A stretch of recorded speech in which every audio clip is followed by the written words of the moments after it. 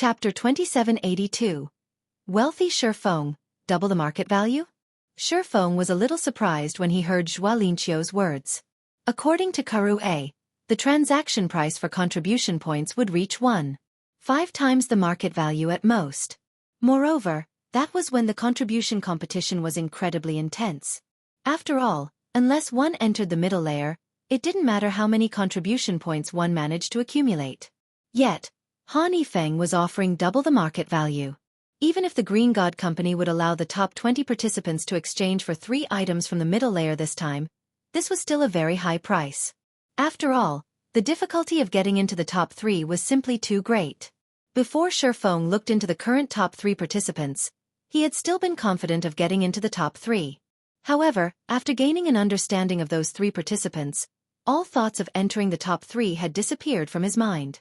This was because those 3 people could instantly gain an additional 1 million contribution points if they grew serious. In other words, if he wished to secure one of the top 3 positions, he would need 100,000 units of 7 luminaries crystal at the very minimum.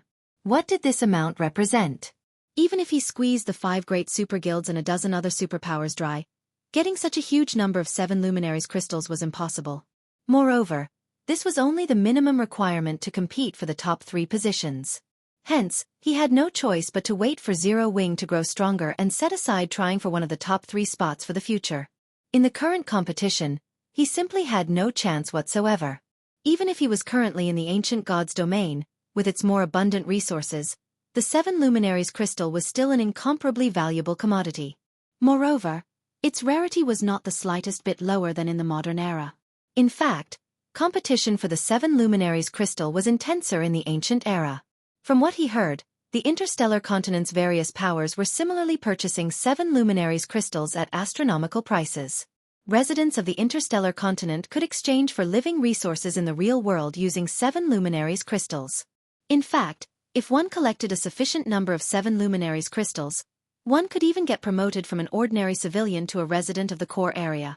Simply put, every player in the ancient era was competing for 7 luminaries crystals. On the other hand, only the major corporations based in upper zones were competing for 7 luminaries crystals in the modern god's domain. The competition over the crystals had nothing to do with ordinary players. In fact, it didn't even have anything to do with ordinary corporations. Hence, even if he were to contest frantically for 7 luminaries crystals in the ancient era, the amount he could get his hands on was unlikely to secure him one of the top 3 spots in the current contribution competition. Now, he would be satisfied so long as he could secure one of the top 20 positions, and he could indeed afford to sell a portion of his additional points. That's right. Double the market value. Guild leader Shi, you should be able to see young Master Han's sincerity in this matter, Xueqi said, chuckling. I can assure you that you won't find another person in the base layer who would offer you such a price. The 5 States Corporation was one of the top corporations in the country. It had deeper foundations than even the Boulder Corporation, albeit by only a slight margin. In addition, the corporation even had a genius like Han Yifeng as its heir. It was only a matter of time before the corporation set foot in the middle layer. After giving the matter some thought, Xueqi replied, I can agree to that price, but I have a condition. Han Yifeng's offer would tempt anyone. After all, this was equivalent to receiving a 50% discount on the various products the Green God Company put up for exchange. For Xueqi, who was currently severely lacking in the upper zone's resources, Han Yifeng's offer was heaven sent. Condition? What condition? Xueqi frowned slightly. In his opinion, the price Han Yifeng offered was already quite generous. He never thought that Xueqi would want a foot after getting an inch. I want to settle the transaction using life potions, phantom potions, or the middle layer's limited products, Xueqi said. I will not accept anything else, apart from these items. 5 million trade points were already more than enough for him to get by in the base layer. There was no point in getting more. Only the limited exchange items were of value to him. Particularly, the life potion and the phantom potion weren't available in the outside world. Even if he tried to exchange for these items using his authority, he could get only 5 bottles per year. This amount wasn't even enough for his own use, much less sharing it with other people. This condition is too much. You should know that those items can't be bought even with a large number of trade points and contribution points. Xueqi flatly refused Xueqi's condition. Nobody in the entire base layer would satisfy this condition of yours. Whether it was the life potion, the phantom potion, or the middle layer's limited items, they were all incredibly precious to the various corporations. No one would casually trade them away. How about I buy them at their original price? Xuefeng suggested. Xuefeng understood that he was indeed asking for a lot with his condition. However, this was also how negotiations worked. Only after both sides agreed on a price could a transaction take place. Zhuo Linqiu fell speechless at Xuefeng's response. He felt that Xuefeng didn't understand his previous words at all. However, before Zhuo Linqiu could manage a response, Han Yifeng's holographic projection suddenly appeared from Zhuo Linqiu's quantum watch. It is impossible for me to sell those items at base price. However, with my authority, I can sell some to you at double the price. This is also the lowest I can go, Han Yifeng said. Moreover, I believe that nobody else in the base layer would offer you a better price. That works. Xuefeng didn't feel particularly surprised at Han Yifeng's counter-offer. On the contrary, he found this outcome to be quite excellent already. The limited items the Green God Company offered for exchange came with fixed price tags, and residents with the necessary authority could exchange for these items at any time. However, as their description suggested, each resident could exchange for only a limited number of these items. If a person wanted to get their hands on more, they could purchase these items from other residents at a marked-up price. Moreover, even if one were willing to pay the extra cost, one wouldn't necessarily be able to find a willing seller. That settles it then. Han Yifeng nodded. However, let me get one thing straight first. Every transaction we conduct must be valued at 50,000 contribution points or more. Otherwise, our transaction will be invalid. That won't be a problem, Xuefeng assured, smiling. He understood what was going through Han Yifeng's mind. A sum of several thousand contribution points was most likely nothing in Han Yifeng's eyes. Moreover, such an amount wouldn't be of any help to him in the contribution competition. After all, if the top 3 participants were serious, they could easily add 1,000,000 points to their names. Hence, a transaction of 50,000 contribution points was most likely the lowest acceptable amount for Han Yifeng. Okay. So long as you've collected 50,000 contribution points, you can come and find me at any time, Han Yifeng said before disconnecting the quantum communication. After Han Yifeng finished speaking, Zhuo Linqiu turned around and walked away, leaving Xuefeng alone at the exchange counter. When Zhuo Linqiu returned to Han Yifeng's side, he had a hesitant expression. Just speak your mind, Han Yifeng said as he looked at his old butler. Young master, I'm afraid the old master and the others will have big opinions about your decision to sell him those items at just double the price, Zhuo Linqiu said worriedly. After all, those items are things the corporation went to great lengths to accumulate. They are meant to serve as the foundation for the family's younger generations. Foundation. Han Yifeng suddenly smiled. Unless we enter the middle layer, the 5 states corporation will be nothing but ants in the eyes of those above. Also, we have failed to enter the middle layer after all these years. If we don't fight now, when will we fight? Moreover, the family has already promised to assist me with everything they have. If they're not even willing to part with these items, how are we supposed to compete with the other participants? However, just Xuefeng's 50,000 contribution points won't change anything, Zhuo Linqiu said. I naturally know this. Xuefeng is only one of the small sources for me to secure contribution points. At this point, Han Yifeng's eyes began glowing slightly. The old man has already met with the other corporations in the upper zone and made some promises to them. I believe he should have no problem securing 700,000 or 800,000 contribution points for me. Afterward, it'll depend on whether I can complete the Green God Company's bounty. So long as I succeed, I am certain I can enter the top 3. He was hell-bent on winning the contribution competition this time. Meanwhile, after Han Yifeng and Zhuo Linqiu left the exchange center, Xuefeng made his way to the item exchange counter. Compared to the contribution points counter, the item exchange counter had many more people lined up before it. After waiting in line for around 15 minutes, Xuefeng exchanged for 5 phantom potions and 5 life potions, as well as 5 strengthening potions, which cost the same as the phantom potions and life potions. In the end, he spent a total of 75,000 trade points. In the outside world, that was already equivalent to 750 million credits. The strengthening potion was considered the least promising product in the upper zone because it had only one function: the strengthening of the user's physical fitness. However, residents in the upper zone would have their physical fitness automatically raised to a certain level, even without any training. If one combined this effect with daily exercise, they could elevate their physical fitness to astonishing levels. Hence, there was simply no need to spend 5,000 trade points to exchange for a strengthening potion. Nevertheless, Xuefeng naturally believed it was better for him to raise his physical fitness as quickly as possible. After all, the stronger his physical fitness became, the easier it would be to improve his brain activity.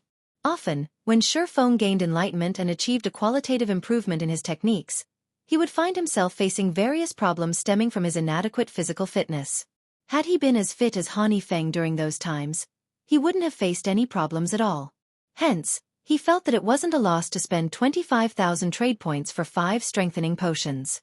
Not to mention, he could already be considered a wealthy person in the base layer. It's almost time to pick up Xueqi and Aqua.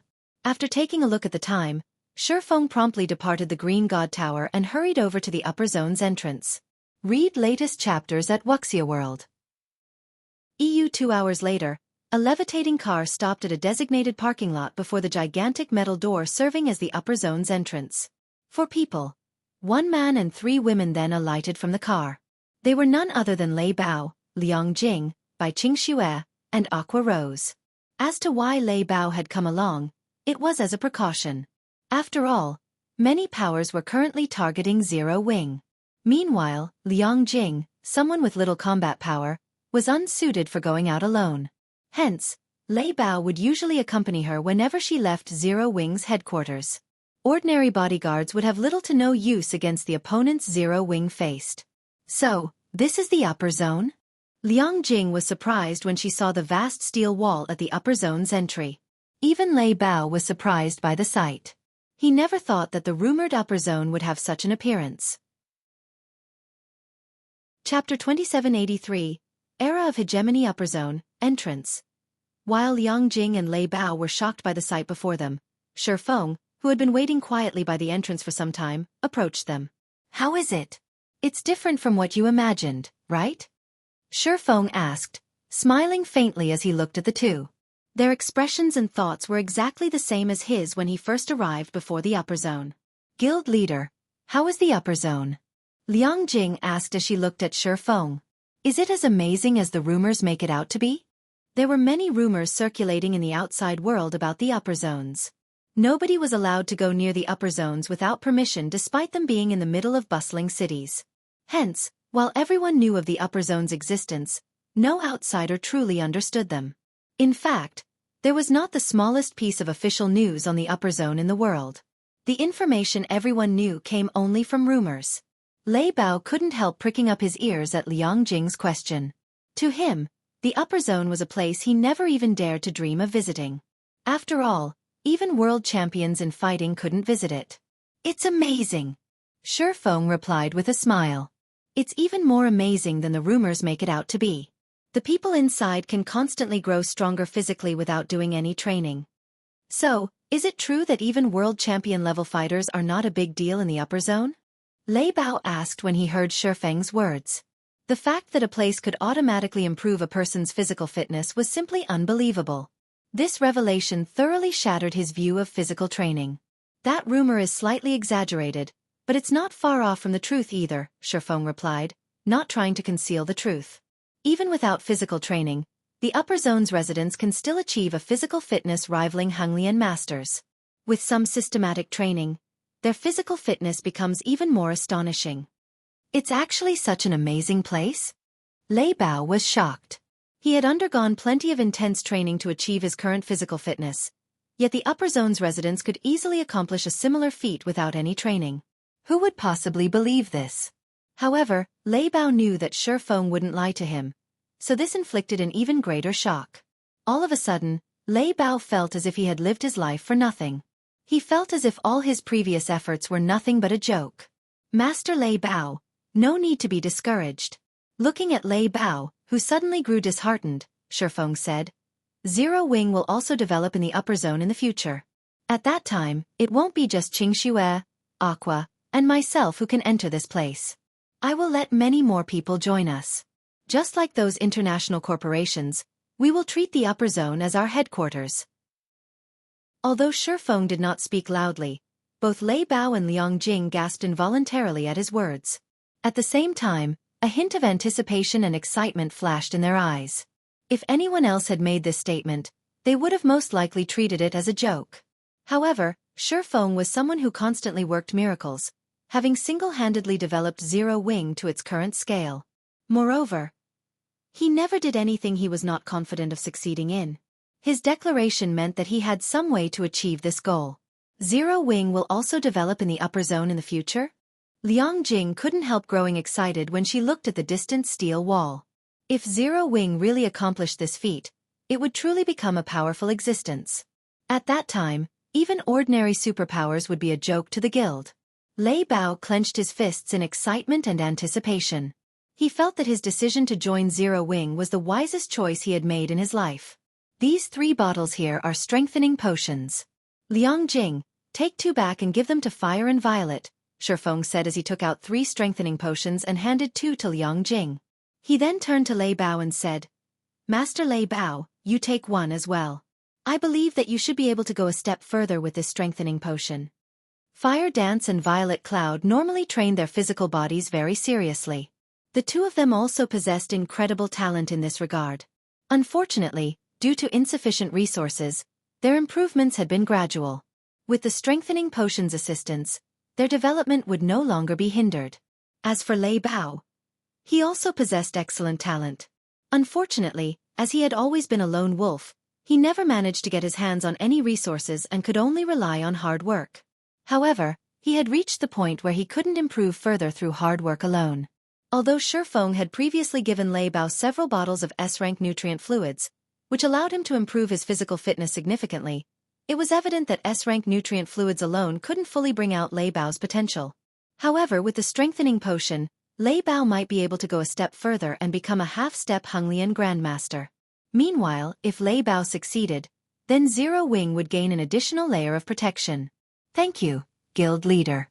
I won't disappoint you. Lei Bao's eyes shone with gratitude as he looked at Shifeng. He had heard of the strengthening potion before.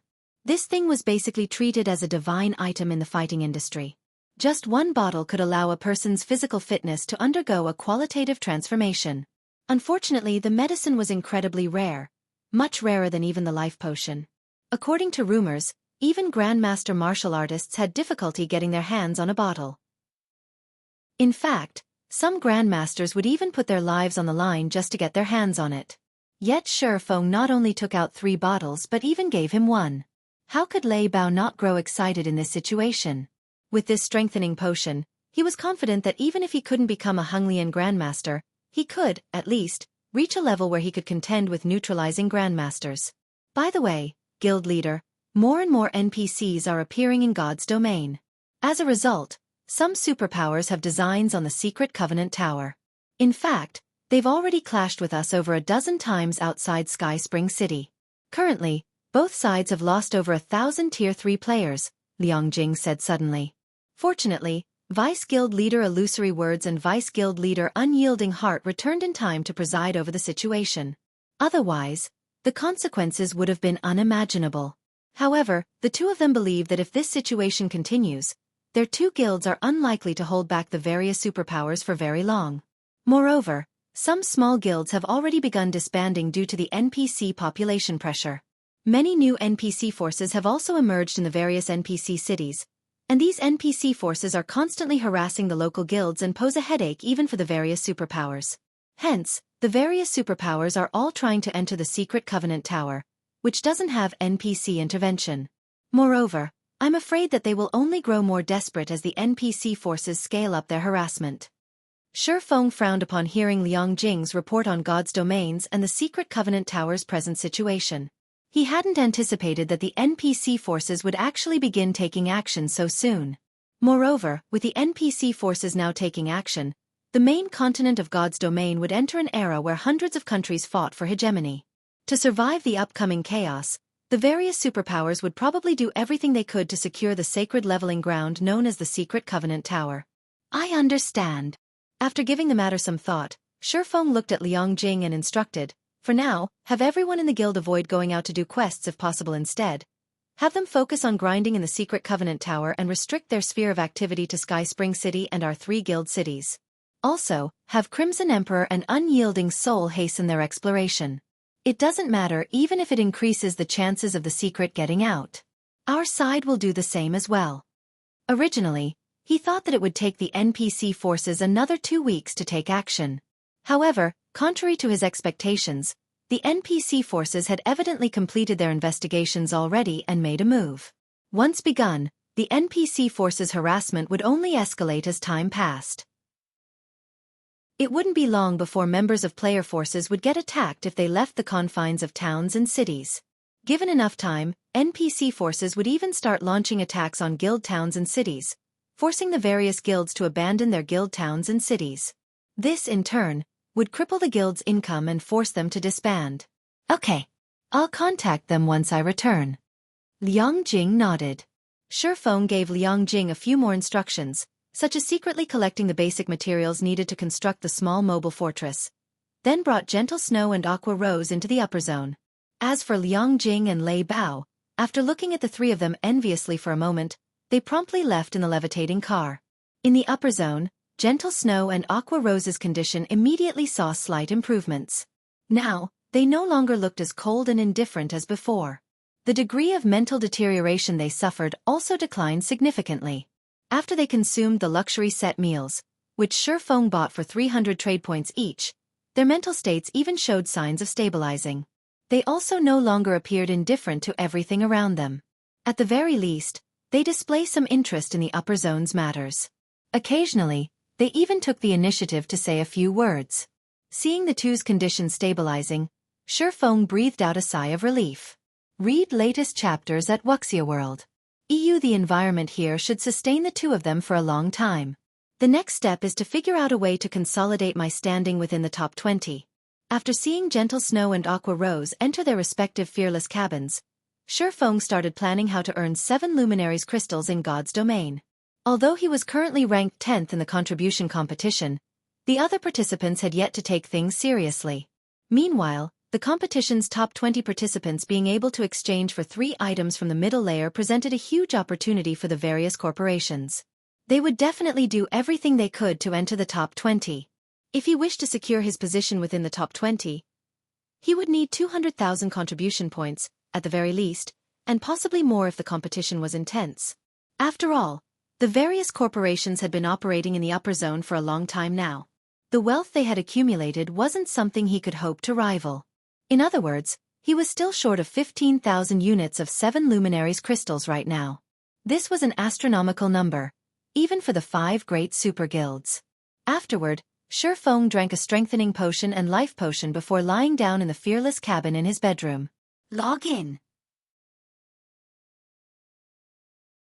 Chapter 2784. Tier 4 Upper Rank Anti-Magic Mountain Range, Deep Valley. At the Anti-Magic Mountain Range's core area, the mana was scorching hot. Individuals without 300 points in fire resistance would instantly die upon entering Deep Valley. In addition, plenty of level 140 Great Lord ranked monsters occupied this place. Due to the environment, native Lord ranked monsters could exert power on the level of Great Lords, while Great Lord ranked monsters could exhibit combat power at the standard of Grand Lords. Let alone players, even Tier 4 NPCs of the same level wouldn't dare come here. However, a black shadow was currently flying through the flame-filled magma valley with over 100 Great Lord-ranked magma colossi on its tail. All of these magma colossi were over 10 meters tall. When over a century of them ran together, their footsteps shook the valley. The commotion continuously attracted Lord-ranked monsters to join in the chase. Magma Colossus, Elemental Creature, Great Lord. Level 140 HP 1,950,000,000. It seems this is the most I can attract in this area. After a glance at the magma colossi and magma golems chasing after him, Shifeng began chanting an incantation in midair. He had spent over a dozen minutes luring magma colossi. Despite his efforts, the group grew to just a little more than 100. Even the number of Lord-ranked magma golems only hovered around 3,000. When he tried luring more, some of the ones chasing after him would lose interest and return to their original locations. It was evident that the main god system did not want to allow Tier 4 players to slaughter these low-intellect elemental creatures freely. Hence, The system had granted them the instinct to remain in their respective territories. Meanwhile, as the magma colossi were about to get close enough to attack Xueqi, he completed the incantation for Flame Domain and released it. Originally, Flame Domain was only an AoE offensive spell. Its range and power weren't comparable to large-scale destruction spells. Even so, it still possessed incredible power. However, Xueqi's mana domain, mana quality, and the environment here had buffed Flame Domain to the point where it rivaled Tier 4 large-scale destruction spells. Even though the magma colossi and magma golems possessed high elemental resistance as elemental creatures, in front of absolute power, their HPs still fell rapidly. The monsters lost over 16 million HP every second. Moreover, the damage even increased by 20% every second. By the time Flame Domain's 7-second duration ended, the magma golems were already in tatters. They had clearly fallen into a heavily injured state. The magma colossi, though, fared much better, as they had lost only around 100 million HP and nothing else. If only I had a great wizard here. Just one Tier 4 curse would be enough to deal with the Lord-ranked rabble. Afterward, all I would have to do is focus on dealing with the great lords. Xueqi felt a little frustrated as he looked at the heavily injured magma golems.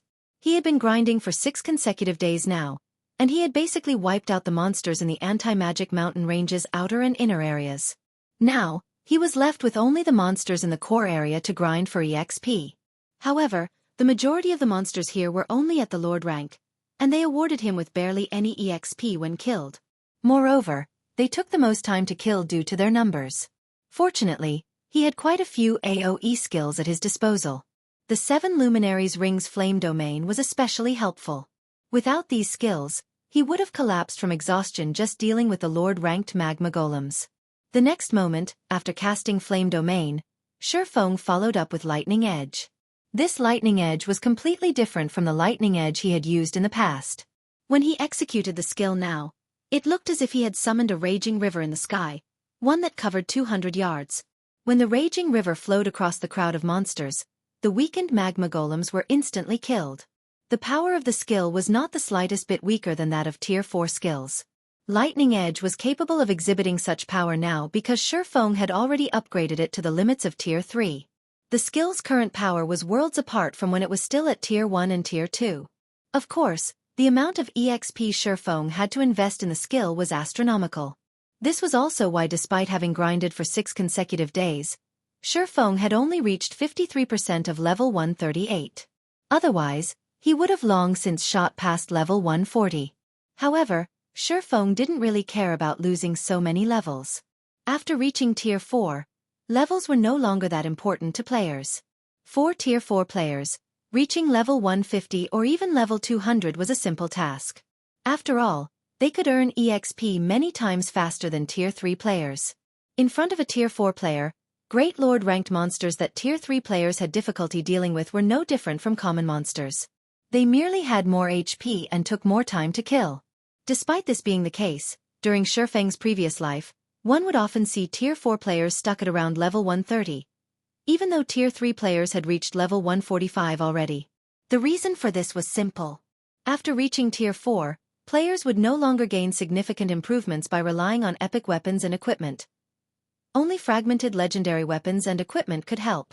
Meanwhile, apart from obtaining fragmented legendary items, one other way Tier 4 players could improve their combat power by a large margin was through Tier 4 skills and spells.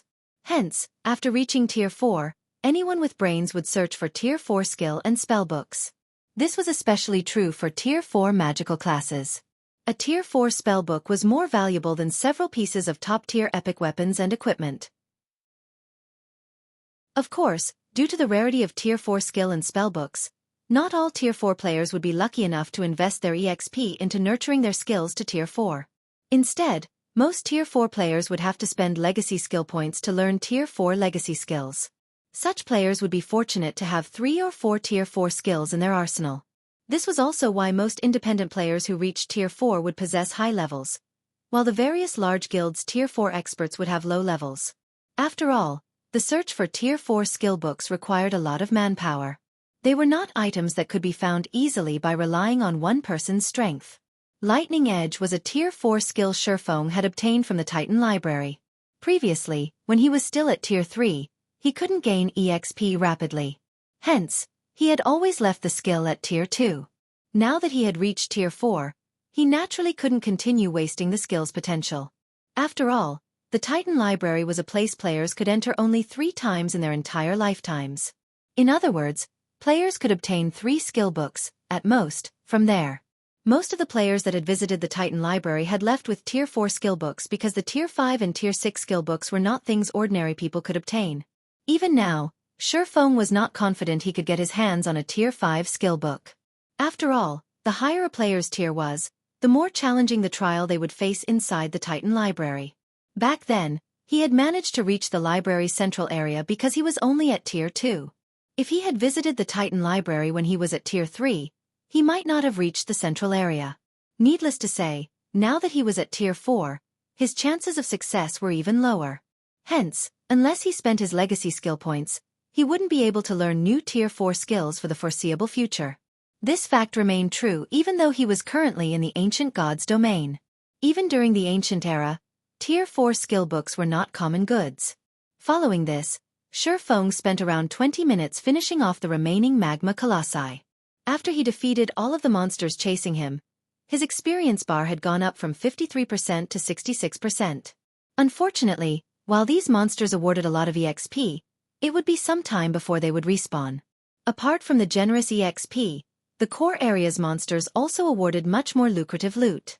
Just killing this group of monsters netted Xueqi over 500 fire-attributed magic crystals, 4,000 ordinary magic crystals, and plenty of epic materials.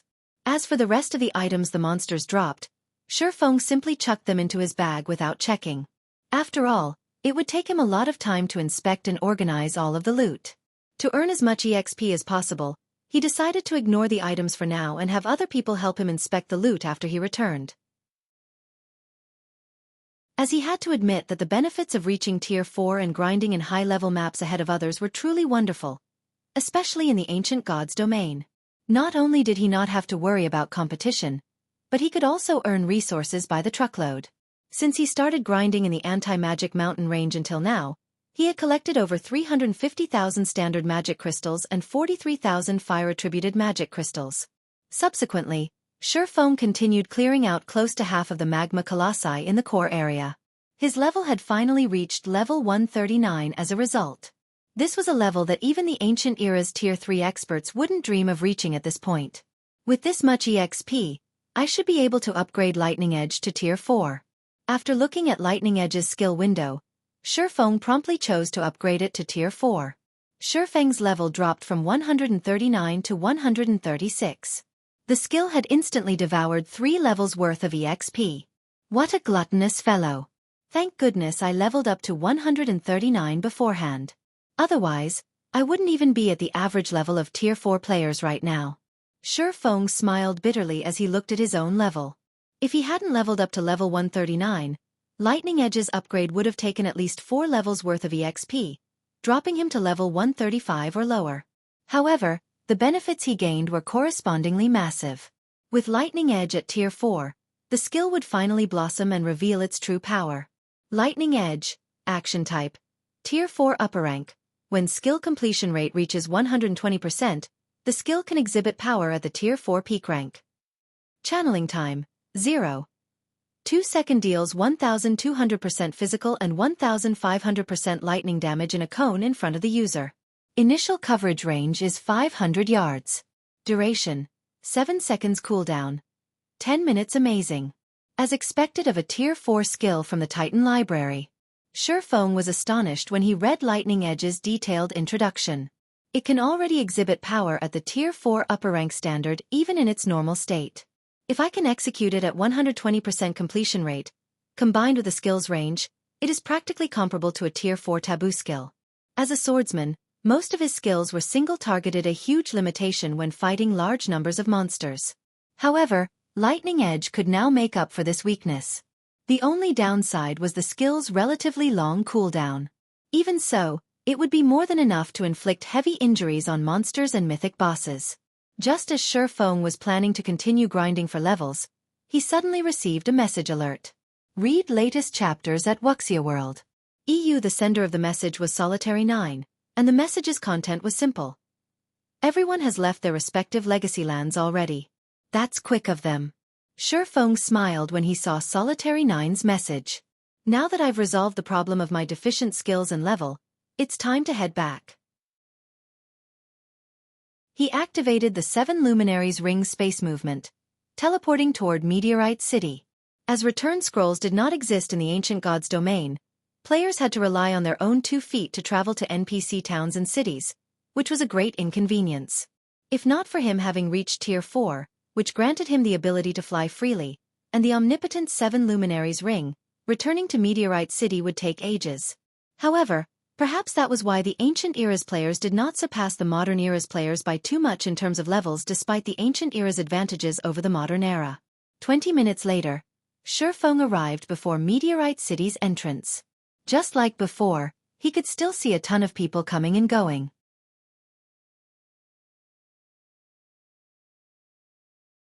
Even if I can't get my hands on a Crystal of Souls, I would still be able to get a drop of soul water and maybe get promoted to Tier 4 and live a good life in the civilian area, the assassin youth sighed. The Skyflare Adventurer team had recently raised its recruitment standards. Now, even ordinary Tier 3 experts wouldn't be accepted. At the very least, one needed to be at the Half-Step Refinement Realm Standard or Truth Realm Standard to join. It seems Skyflare has recently developed quite a bit. When Xuefeng overheard the Tier 3 players' conversation, he didn't feel particularly surprised. After all, the Skyflare Adventurer team possessed a bunch of peak experts. In addition, unlike the Modern Era's experts, the Ancient Era's experts had long since regarded God's domain as their everything. The combat standards of the players here were far superior to those of the Modern Era's players. If not for the Ancient God's domain lacking means of restoring one's concentration, there would have been many more Tier 4 players roaming the world. After all, the Ancient Era's players had a massive advantage when it came to getting promoted to Tier 4. Afterward, Xuefeng eavesdropped on a few more conversations about Skyflare's and Meteorite City's current state. From what he heard, he understood that Skyflare was preparing to expand its influence to other NPC main cities, and it was recruiting the necessary manpower to do so. Once it had enough Tier 3 experts, it would most likely make a beeline for the neighboring main cities. As for the local player forces of those main cities, they would probably have difficulty stopping Skyflare's encroachment. This was welcome news for Xuefeng. After all, the stronger Skyflare became, the easier obtaining all sorts of resources would be. After listening in on a few more conversations and finding no more useful information, Xuefeng went to the Silver Hotel. Silver Hotel, high-end room. When Xuefeng entered the room, he found Lifeless Thorn and the others waiting for him. Of the 5 people in the room, 3 looked elated while 2 looked crestfallen. Xuefeng also noticed that the auras of the 3 had undergone a qualitative transformation. These 3 people were Lifeless Thorn, Solitary 9, and Yu Luo. As the 3 of them did not wear a black cloak to conceal themselves, their Tier 4 life auras were on full display. "Commander, we've let you down," Yenya said in a depressed tone as she watched Xuefeng walk over. Cleansing Whistle, who stood beside Yenya, was also gloomy. It was evident she felt frustrated over her failure to get promoted to Tier 4. No need to be discouraged. Getting promoted to Tier 4 has never been easy. Even peak experts have a high chance of failure, let alone your present selves, Xuefeng said in consolation. Moreover, now that you know where you're lacking, you can spend this time thinking of ways to address your flaws. I believe it won't be long before you too reach Tier 4 as well. Xuefeng didn't feel particularly surprised by Yenya and Cleansing Whistle's failure. In fact, he wouldn't even have found it strange if Lifeless Thorn and Solitary 9 had failed.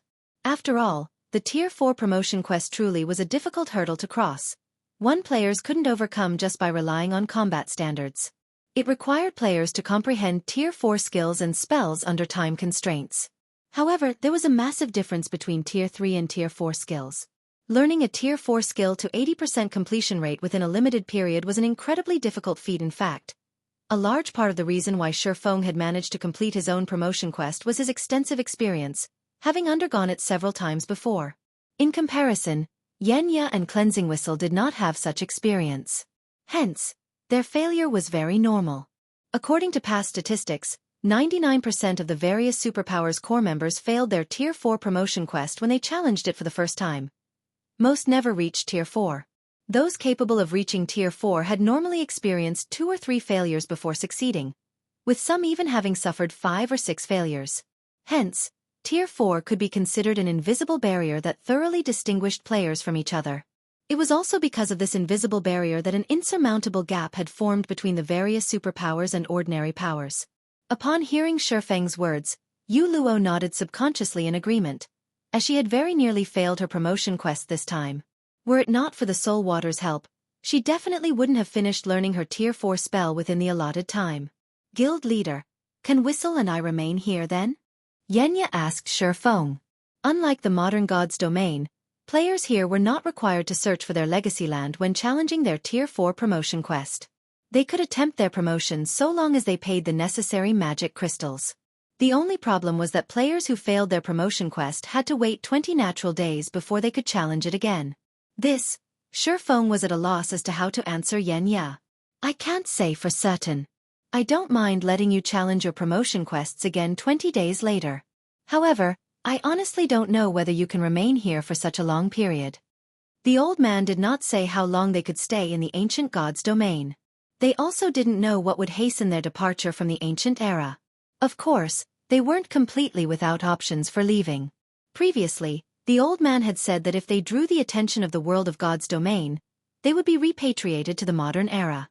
In other words, so long as they did something to make the world notice them, they would quickly be banished. One possibility Shifeng could think of was raiding the Tier 4 infant dragon themselves, without Angelica Teresa's help. Angelica Teresa was a historical figure in the modern God's domain. If the miracle of her slaying a Tier 4 infant dragon disappeared, the world of God's domain would most likely notice them. If even that didn't work, they could just cause a ruckus in the ancient era, such as killing important NPCs and affecting God's domain's history. The world would definitely notice them then. However, Shifeng didn't know when they could return to the ancient era again in that case. He also didn't know what kind of effects their actions would have on the world. Is that so? Yenya and Cleansing Whistle couldn't help feeling helpless when they heard Shifeng's answer. If they returned to the modern God's domain, reaching Tier 4 would become many times more difficult. After all, the task of searching for their Tier 4 legacy land was incredibly challenging afterward. Lifeless Thorn, Solitary 9, and Yu Luo shared their experiences learning their respective Tier 4 skills and spells with Yenya and Cleansing Whistle. At the same time, the three of them also sought guidance from Shifeng regarding the combat methods of Tier 4 players. They were especially keen to learn how to utilize environmental mana in combat. After reaching Tier 4, they finally understood just how massive the gap between Tier 3 and Tier 4 classes was. Particularly, the way they controlled mana was completely different. As the first among them to reach Tier 4, Shifeng naturally had a better understanding in this regard. After Shifeng taught Lifeless Thorn's group for half an hour, Skyflare's commander, Lionheart, suddenly contacted him. In the ancient god's domain, if two players were too far away from each other, video calls between them would be impossible. At most, they could only exchange messages. The transmission of messages wasn't instantaneous, either. Depending on the distance, the transmission times would also vary. In the aspect of communication, the ancient god's domain was far inferior to the modern god's domain. However, it was this inferiority that made the ancient era feel more like a real world. Brother Black Flame, you're finally back, Lionheart said, a hearty look appearing on his face when he saw Shifeng. May I know when we can meet up? We can meet up now. I've already dealt with the matters on my side, Shifeng replied, smiling. It just so happens that I need to discuss the previous matter with you. From Lionheart's expression, Shifeng could tell that the crystals of souls and soul water were of significant help to the Skyflare adventurer team. Otherwise, Lionheart wouldn't have contacted him as soon as he returned. Read latest chapters at Wuxia World. Ew, okay. Let's meet in the Skyflare Hotel. I've already prepared everything on my side, Lionheart said, smiling. I also have a big surprise prepared for you, Brother Black Flame. No problem. I'll head over now. Shifeng nodded. He then disconnected the call and turned to Lifeless Thorn and the others. The three of you should get ready. We'll be heading to the Skyflare Hotel in a moment, and we might begin the operation right away. In response, Lifeless Thorn, Solitary 9, and Yu Luo nodded without hesitation. They understood that they were what Shifeng had been waiting for all this time. Now that they had completed their promotion quests, it was indeed time to take action. As for Yenya and Cleansing Whistle, Shifeng decided to let the two of them remain in Meteorite City in the hopes that they could avoid the world's detection and challenge their Tier 4 promotion quests again 20 days later. Shortly afterward, Shifeng's four left the Silver Hotel and made their way to the Skyflare Hotel.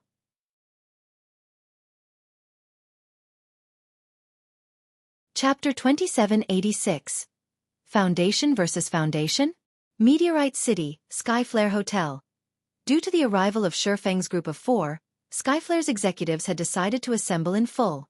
As a result, the conference room serving as the meeting venue seemed a bit crowded despite being the size of a basketball court. Over 100 Skyflare executives filled the conference room, every one of them at level 133 or above. Even the weakest among those present were at the Refinement Realm and Truth Realm standards. The number of peak experts exceeded 20. If Skyflare operated in the modern god's domain with such a force, it would be considered a top adventurer team that even the various superpowers would be wary of. After all, only the superpowers could match such a force. First-rate guilds wouldn't even dream of accomplishing a similar feat. In addition, among Skyflare's executives, 5 possessed incredibly strong life auras, proof that they had crossed the Tier 4 threshold already. Compared to the rumors floating around the city, Skyflare actually had one more Tier 4 player under its command. Of the 3 newly promoted Tier 4 players, one of them was the female assassin Crimson Billow. The remaining 2 were both vice-commanders of Skyflare. One of them was Bloodblade, a level 135 male berserker, while the other was Fated Fern, a level 135 female oracle.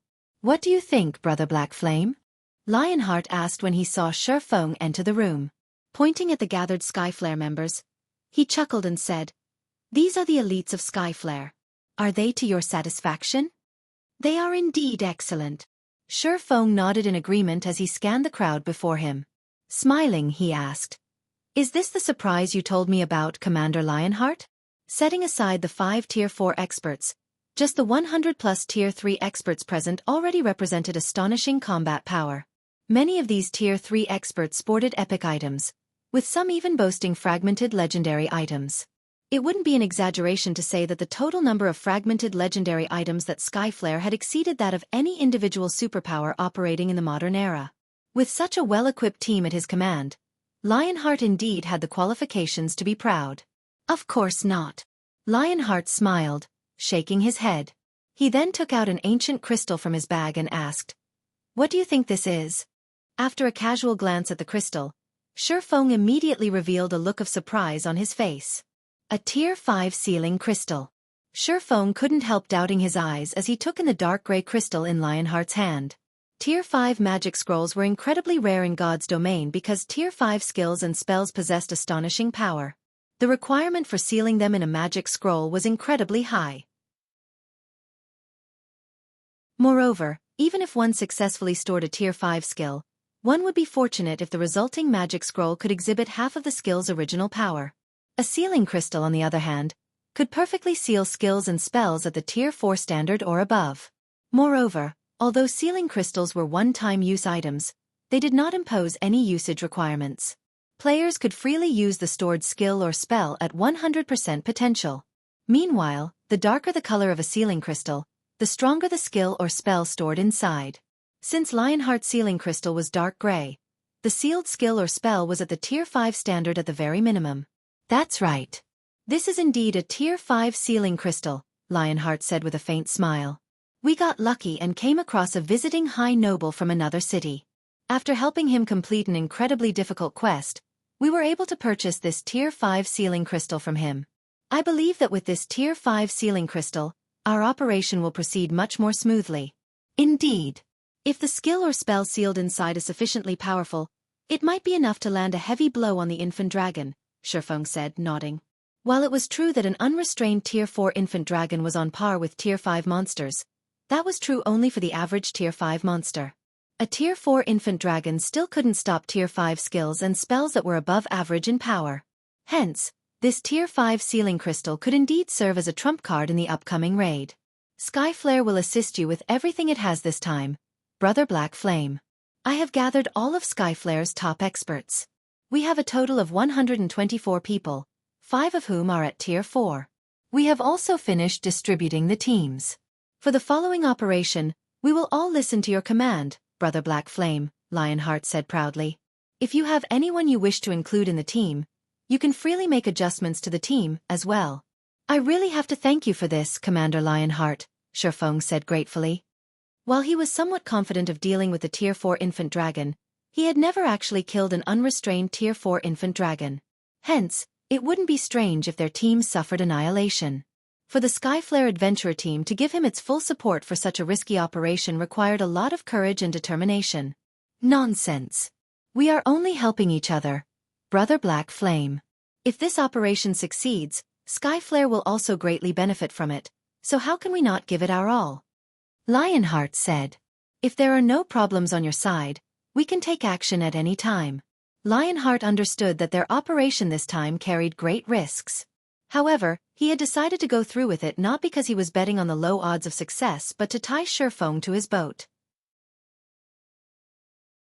Both the Crystal of Souls and Soul Water were of considerable help to players in completing their Tier 4 promotion quest. One example of this was Crimson Billow, who had failed her promotion quest before. After using a Crystal of Souls, she had completed her promotion quest on the second attempt. In fact, even Bloodblade and Faded Fern had mentioned that without the help of the Crystal of Souls and Soul Water, they would have most likely failed their promotions. Hence, Lionheart began placing even greater importance on the Crystal of Souls and Soul Water. Meanwhile, if he wished to secure a stable supply of these two items, he had to befriend Xuefeng. As for the infant dragon raid itself, Lionheart didn't really care whether it succeeded or failed. So long as he could tie Xuefeng to his side, he would make a profit. There's no problem on my side. However, we'll need to reorganize the composition of your team, as I'm going to add 3 people, Xuefeng said. 3 people. Lionheart looked reflexively at the 3 people standing behind Xuefeng. At this time, the 3 people behind Xuefeng had concealed their auras and information using black cloaks. However, based on the appearances they revealed, Lionheart recognized one of them as Yu Luo, whom he had met at the auction house previously. As for the 2 other people, they should be part of the group that entered Meteorite City with Xuefeng. What surprised Lionheart was that Xuefeng was actually bringing only 3 people for the operation. After all, they were going to raid an infant dragon, a creature known to be invincible against opponents of the same tier. Let alone a team of 100+ Tier 3 experts, even an army of 10,000 Tier 3 experts might not be enough to defeat the infant dragon. Yet, Xuefeng was planning to bring only 3 people to the raid. MHM.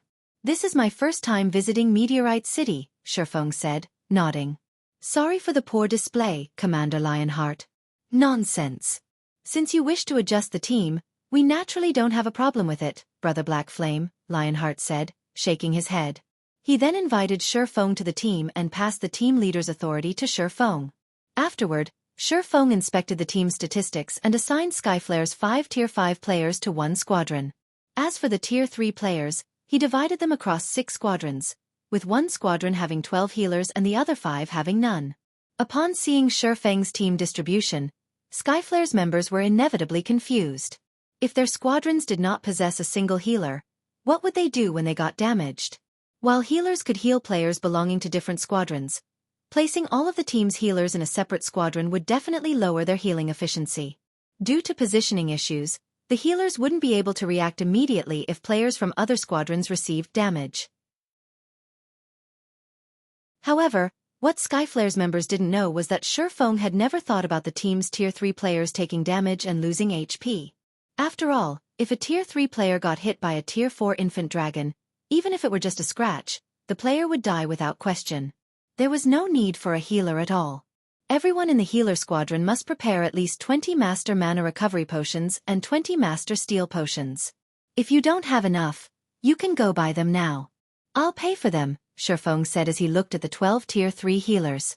At Xuefeng's words, everyone present gasped. A Master Mana Recovery Potion could not only instantly restore a player's mana to full but also increase a player's mana recovery speed by 150% for 3 minutes. With 20 Master Mana Recovery Potions, a healer could last through a battle involving hundreds of thousands of players. A Master Steel Potion was even more extraordinary. At this stage of the game, it was considered a divine life-saving potion. When players consumed the potion, not only would their defense increase by 300%, but their maximum HP would also increase by 1000%. Although the potion only had a 15-second duration, Its cooldown was only 60 seconds. If every healer carried 20 Master Steel potions with them, they would practically be immortal healers, so long as their potion stock lasted. Oh, I almost forgot. Every healer must also carry at least 5 magic scrolls holding Tier 3 defensive curses. It would be even better if you have a Tier 4 defensive magic scroll, Xuefeng added. Lionheart felt a little awkward when he heard Xuefeng's words. Brother Black Flame, I don't think there are even 20 or 30 magic scrolls holding Tier 3 defensive curses. I'm afraid it'll be impossible to supply every healer with 5. Is that so? After giving the matter some thought, Xuefeng said, if that's the case, have everyone bring at least 1. Afterward, Xuefeng spent the next half an hour reorganizing and re-outfitting the team until he was satisfied. This should be enough. Looking at the items the team members carried, Xuefeng nodded and said, next, we can start making our way over to the dragon. Okay. Lionheart revealed a bright smile when he heard Xuefeng's words. He then turned to Wind Chaser and said, Chaser, go make the necessary preparations quickly. Understood. Wind Chaser nodded, aware of Lionheart's intentions. Their purpose in assisting Xuefeng this time wasn't to raid the Tier 4 infant dragon but to rope him to their side, as well as show him the power of the Skyflare Adventurer team. Preparations? Aren't we setting off right away? Xuefeng asked strangely. Brother Black Flame, you might not be aware of this, but that infant dragon's location is far from Meteorite City. Even if we travel on mounts, it'll take us around 3 days to arrive, Lionheart said. Hence, for the sake of this operation, I contacted the city's high nobles a few days ago to borrow some flying mounts from them. You'll rent flying mounts? Xuefeng was a little surprised. He never thought that Lionheart would help him to such an extent. Beath Cross/B/B/B, the Ghostfire Hills where the infant dragon had its lair was indeed distant. Even the shortest route there would require them to cross nearly 30 leveling maps, including some level 140 to level 150 maps along the way. Hence, reaching the infant dragon wouldn't be an easy task. In addition, flying mounts were exceedingly rare in the ancient god's domain, for some reason. They were so rare that no player in Meteorite City had gotten their hands on a flying mount even now. Hence, players who wished to travel across long distances quickly would have to rent flying mounts from the city's high nobles. However, to do so, one would first have to raise their favorability with a high noble to the level of respect. Meanwhile, in Meteorite City, the players eligible to rent a flying mount numbered no more than 10. Moreover, the rental cost was a whopping 5,000 magic crystals per day. Most importantly, players could rent flying mounts only 10 times per month at most. Hence, the city's player forces would normally choose to rent flying mounts only for urgent matters. With so many people participating in the operation this time, Skyflare would have to rent at least 7 flying mounts. In other words, Skyflare would use up 7 of its monthly rental opportunities. That's right. With the flying mounts, we'll need only half a day to reach the Ghostfire Hills, Lionheart said delightedly. Read latest chapters at Wuxia World. EU in the entire Meteorite City, he was most likely the only person who would dare make such a generous move. However, Xuefeng shook his head in response and said calmly, there's no need to rent flying mounts from those high nobles. You'll be wasting your rental opportunities. We can just fly there right away. Fly there right away? Lionheart parroted Xuefeng's words in confusion. Xuefeng nodded. Smiling, he said, I have a flying tool, so we can fly there right away. There's no need for you to trouble yourself. After saying so, Xuefeng led Lionheart and the others to the Skyflare Hotel's rooftop. Skyflare's bewildered members followed after Xuefeng, trying to figure out what kind of means Xuefeng had that could fly their whole team to the Ghostfire Hills. After all, their team had over 120 people. It would take 7 flying mounts just to transport their whole team simultaneously. However, as Skyflare's executives were whispering among themselves, Xuefeng opened the lid of a pouch hanging at his waist. The next moment, a metallic behemoth over 100 meters in length emerged from the pouch, thoroughly blocking out the sky above everyone.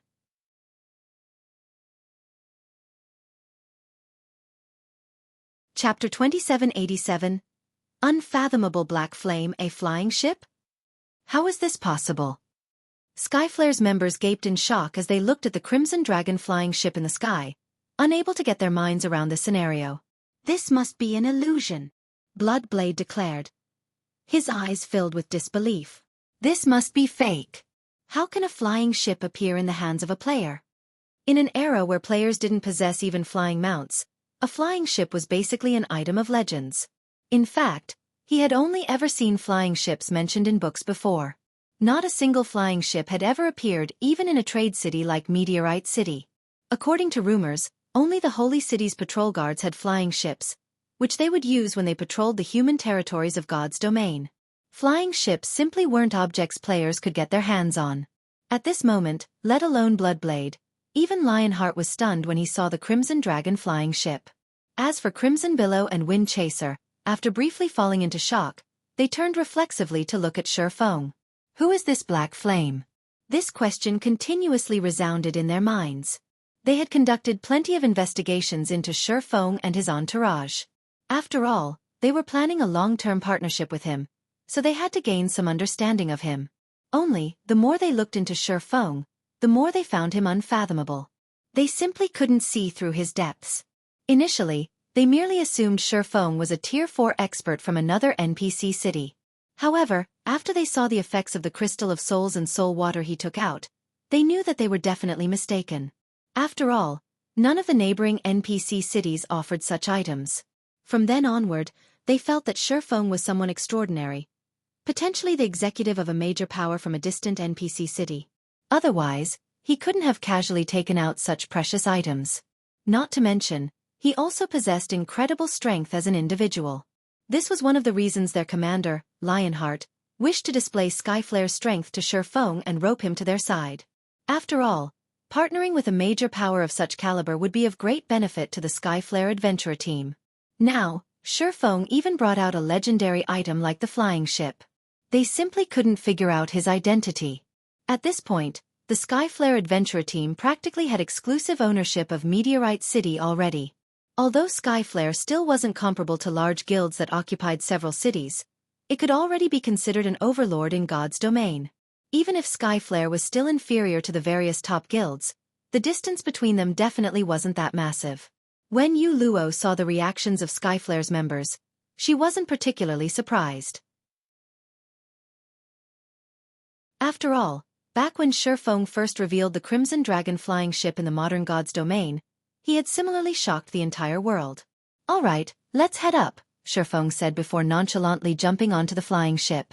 The Crimson Dragon flying ship was an advanced flying ship capable of carrying up to 130 people, just enough to accommodate everyone present.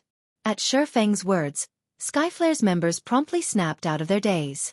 They then silently boarded the Crimson Dragon flying ship while doing their best to suppress the excitement and shock in their hearts, afraid of appearing like provincials to Xueqi's group. Despite their best efforts, their suppressed emotions instantly exploded as soon as they arrived on the flying ship's deck. After all, the feeling of overlooking Meteorite City while standing aboard the Crimson Dragon flying ship was simply wonderful. Just the fact that the Crimson Dragon flying ship was parked in the air above Meteorite City instantly made it the most eye-catching existence in the city. At this time, players and NPCs on the streets were gazing at the flying ship, their eyes wide with shock and envy. They also held heated discussions, curious about why a flying ship would appear above the Skyflare Hotel all of a sudden. The players, in particular, went into an uproar when they saw Skyflare's members aboard the flying ship. However, before Meteorite City's players could come to any conclusions, the Crimson Dragon flying ship began gradually ascending into the sky. Afterward, it transformed into a streak of light and vanished from Meteorite City, even faster than the flying mounts available for rent. How fast? At this speed, we can probably reach the Ghostfire Hills in around a dozen hours, Lionheart exclaimed. He was astonished to see Meteorite City rapidly shrinking behind him. He had ridden flying mounts before. However, compared to the Crimson Dragon flying ship, those flying mounts were significantly slower. The Crimson Dragon flying ship is still all right in terms of speed, Xueqi said calmly. However, while it is indeed slightly faster than common flying mounts, it is still much slower than Tier 3 advanced extraordinary flying mounts. In terms of destructive power, though, it is comparable to Tier 4 advanced extraordinary flying mounts. Although Xueqi had spoken very calmly, Lionheart and the others paid close attention to his every word, afraid that they would miss out on even the tiniest bit of information. Brother Black Flame, you must have spent a lot of magic crystals to secure this Crimson Dragon flying ship, right? Lionheart asked after giving the matter some thought. The flying ship he was standing on was simply too cool. From Shifeng's description of it, it was basically a tyrant of the skies. Anyone who said they weren't interested in the Crimson Dragon flying ship would be lying. Quite a lot. Even now, my guild has only managed to produce 9, Shifeng said, nodding. B greater than M/B. Most of the materials the Crimson Dragon flying ship needed were relatively common. However, it was a different story for the Titan Silver and Magic Elven Stones required, especially the Magic Elven Stones. Despite having bought out all of the Magic Elven Stones on the market, Zero Wing had managed to construct only 9 Crimson Dragon flying ships until now.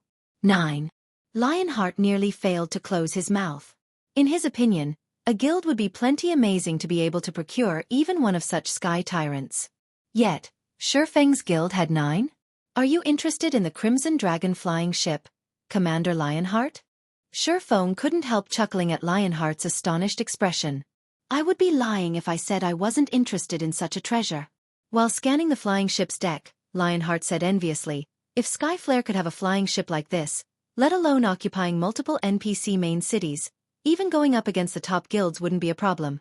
The Crimson Dragon flying ship's combat power might not be a big deal for Skyflare now that the adventurer team had 5 Tier 4 players, but the flying ship's carrying capacity and speed were simply astonishing. With this flying ship, Skyflare's teams would no longer have a problem leveling up. They could travel to anywhere they wished. Skyflare could even use the flying ship to ferry resources between cities and earn a ton of magic crystals. Read latest chapters at Wuxia World. It wouldn't be an exaggeration to say that the existence of just one flying ship could allow Skyflare to undergo a qualitative transformation. Skyflare's executives nodded in agreement with Lionheart's words. It would be wonderful if their adventurer team could get their hands on a treasure like the Crimson Dragon flying ship. In fact, even if Skyflare gained an additional dozen or so Tier 4 players, the value these Tier 4 players could bring wouldn't even be close to what one flying ship could bring. A faint smile appeared on Shifeng's face as he said, Commander Lionheart, since you are so interested in the Crimson Dragon flying ship, I can sell one to the Skyflare adventurer team.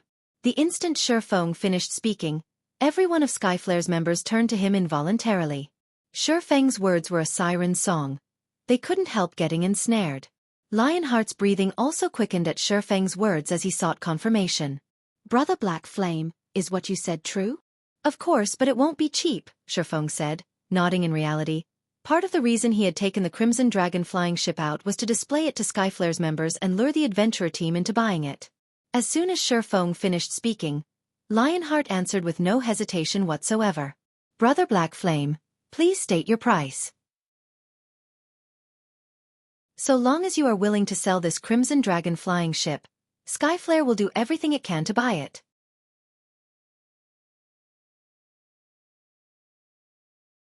Chapter 2788.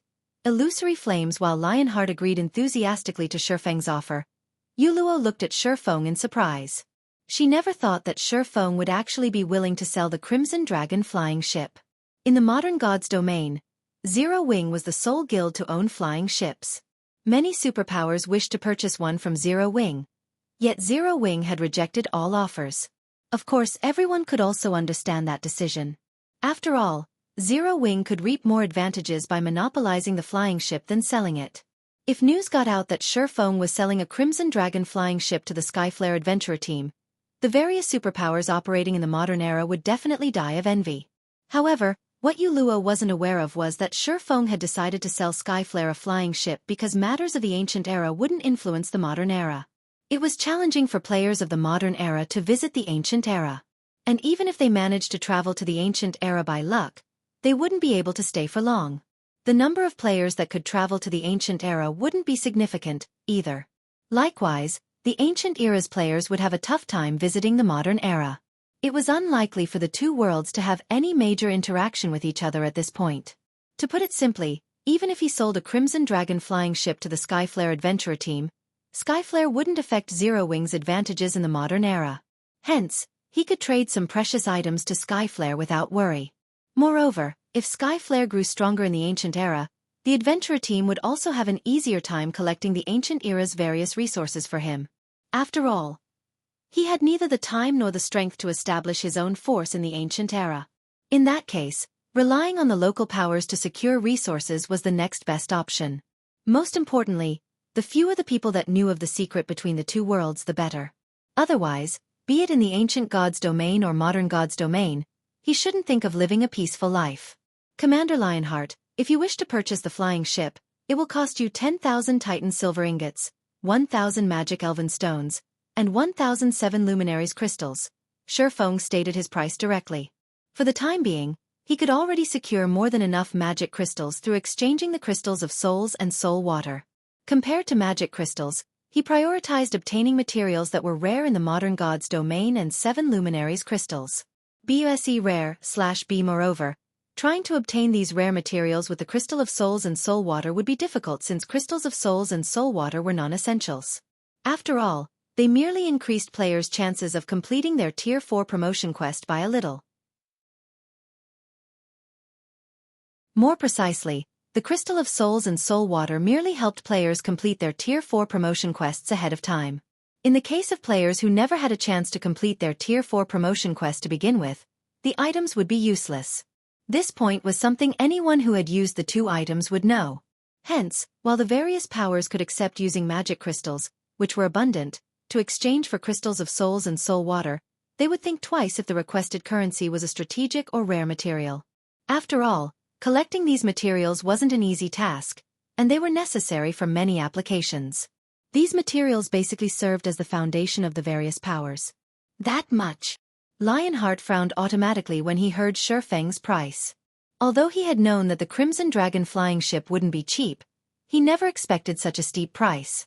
Titan silver and magic elven stone were precious resources essential to the construction of many buildings and the production of important items. As for the 7 luminaries crystal, it was something all players and powers coveted. The Skyflare adventurer team had gone to great lengths and sacrificed many experts to occupy a small area that generated 7 luminaries crystals. Moreover, Skyflare still had to station over 1,000 Tier 3 experts there to guard the area at all times. Meanwhile, the price of 1,007 luminaries crystals would basically zero out Skyflare's stockpile. Upon seeing Lionheart's reaction, Xueqi said unhurriedly, "Of course, this is only the first option, Commander Lionheart. You can also consider going with the second option, which is to let me invest in Skyflare and give me 5% of Skyflare's income in the future." 5%.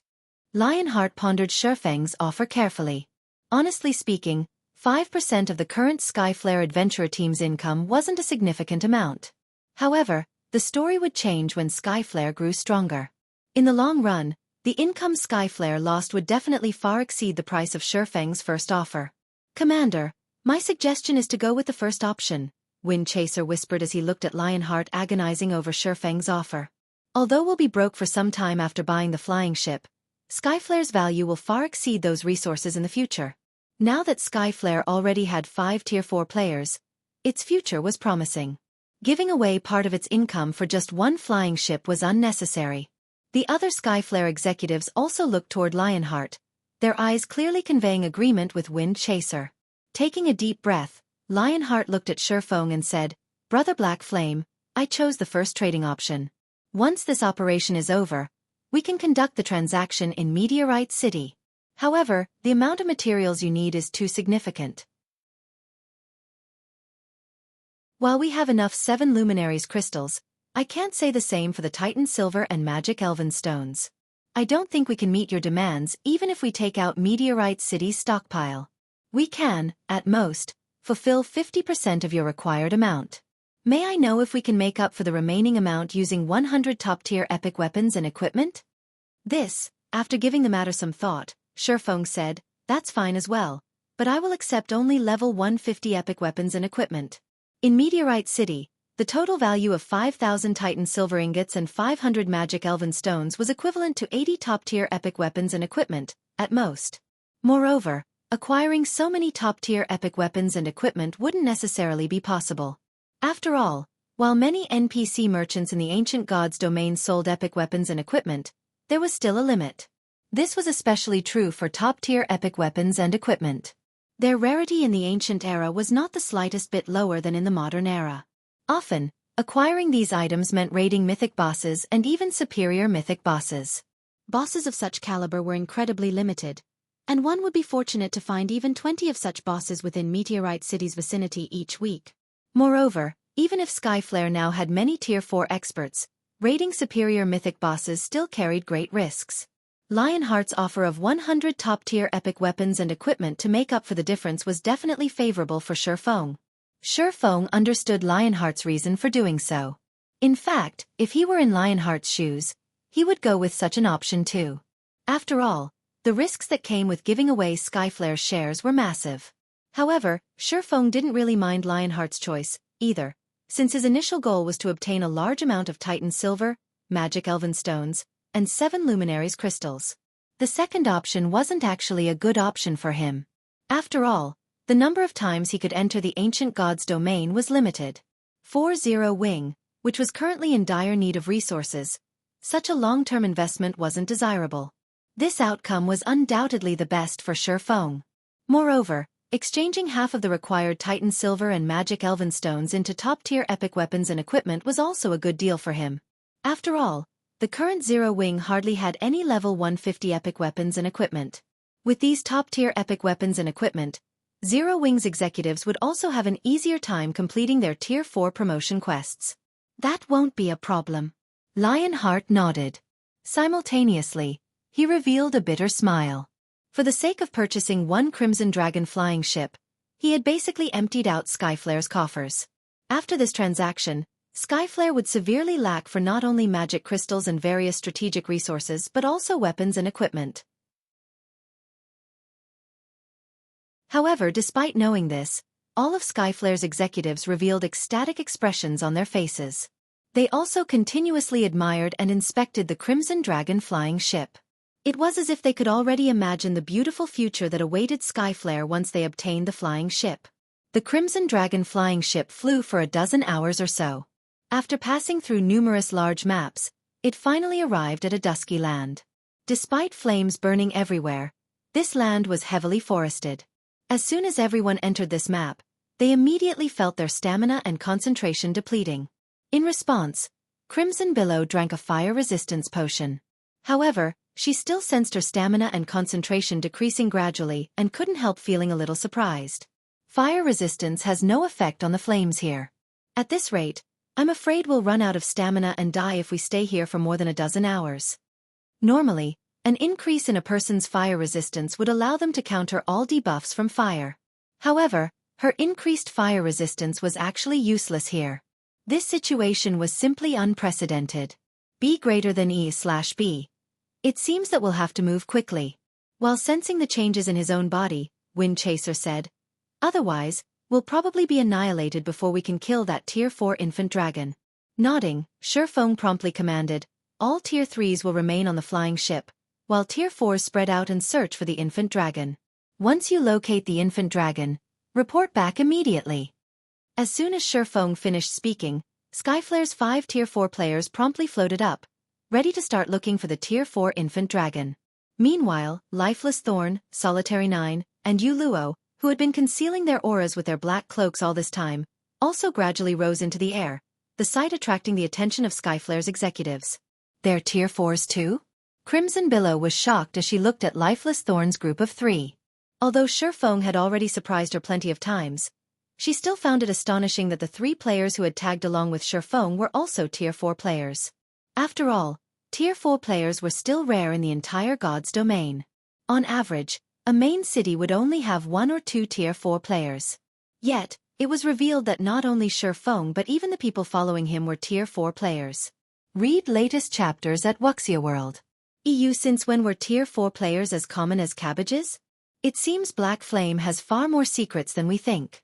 Fortunately, we chose to partner with him. I really don't want to imagine what would have happened had we chosen to make an enemy out of him, Wind Chaser said, smiling bitterly. Yuluo aside, Lifeless Thorn and Solitary 9 were part of the group that entered Meteorite City with Xueqi. Now that 3 out of the group of 5 were confirmed to be Tier 4 players, it wouldn't be strange that the other 2 players were hidden Tier 4s as well.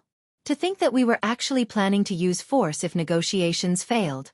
In retrospect, Wind Chaser found their thoughts laughable. Subsequently, after Xueqi's group of 9 searched for about half an hour, Crimson Billow's voice suddenly appeared in the team chat. I found the infant dragon. It's resting inside a cave in the southwest valley.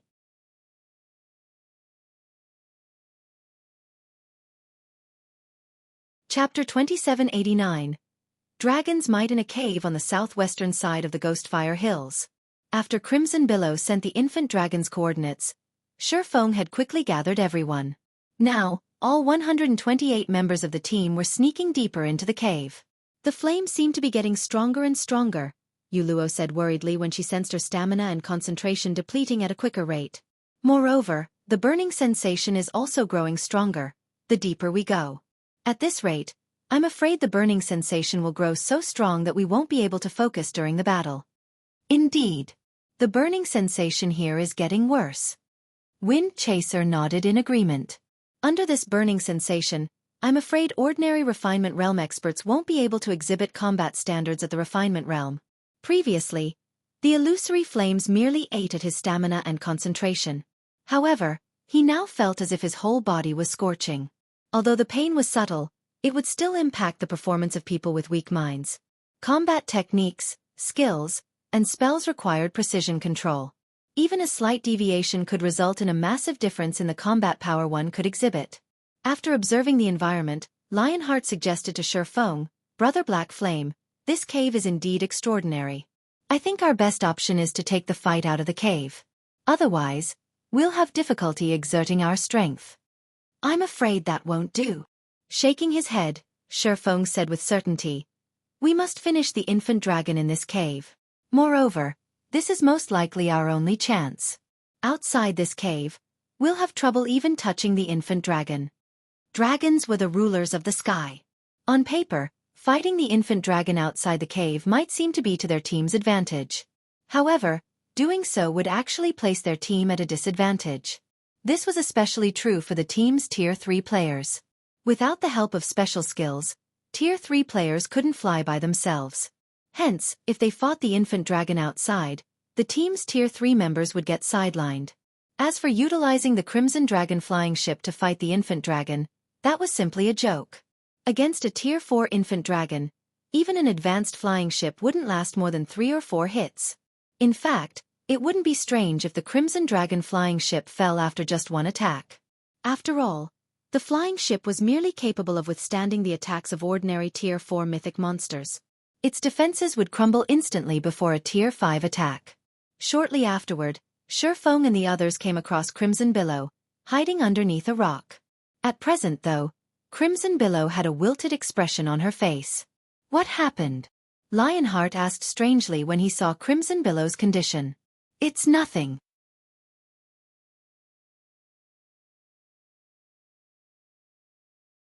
At this moment, Lionheart and the other Skyflare executives finally understood why Xueqi didn't assign healers to any of the Tier 3 combat squadrons. After all, Tier 3 players would be no different from ants in the upcoming battle. They were insignificant existences that would disappear upon coming into contact with even the slightest shockwave. Hence, there was naturally no need to assign healers to them. An infant golden dragon? Xueqi also smiled bitterly when he saw the mountain-like dragon before him. No wonder this quest was evaluated at the inferior mythic rank. This Tier 4 infant golden dragon's combat power reached the Tier 5 intermediate rank. Even Frabero in his heyday wouldn't be a match for this infant dragon. In other words, the infant dragon simply wasn't an existence Tier 4 players could hope to confront. Possibly, only Tier 4 experts wielding legendary weapons and geared in legendary equipment could hope to defeat the infant golden dragon. Otherwise, the best option for players coming across this infant dragon was to obey their instincts and flee immediately. Brother Black Flame. At this time, Lionheart couldn't help but look at Xueqi and shake his head. Although I don't want to say it, I'm afraid there really is no hope of killing this infant golden dragon. After seeing the infant golden dragon for himself, he finally understood that the records in books weren't entirely trustworthy. After all, the infant dragon before him was many times more terrifying than what was described in the library books he read. It simply wasn't an existence Tier 4 players could hope to fight. At the very least, it is absolutely impossible for their present selves. Most likely, only Tier 4 NPCs would have a glimmer of hope. No, that's not necessarily true, Xueqi said, shaking his head. A hint of determination appearing in his eyes, he continued. We're not exactly out of options. It's just that we'll need to gamble. Killing this Tier 4 infant golden dragon was imperative. However, it wasn't just for the sake of completing his inferior mythic quest, but because he couldn't continue staying in the ancient god's domain. After all, his initial goal in visiting the Earthfall secret land was simply to acquire the necessary resources for constructing the small mobile fortress. Now that he had achieved his goal, he couldn't remain here, as there were still many things he needed to attend to in the modern god's domain. Meanwhile, killing the infant dragon before him was his best chance to attract the world's attention and get the world to banish him from the ancient god's domain. Gamble. Lionheart was slightly surprised by Xueqi's words. He simply couldn't see how they could possibly defeat the infant dragon before them.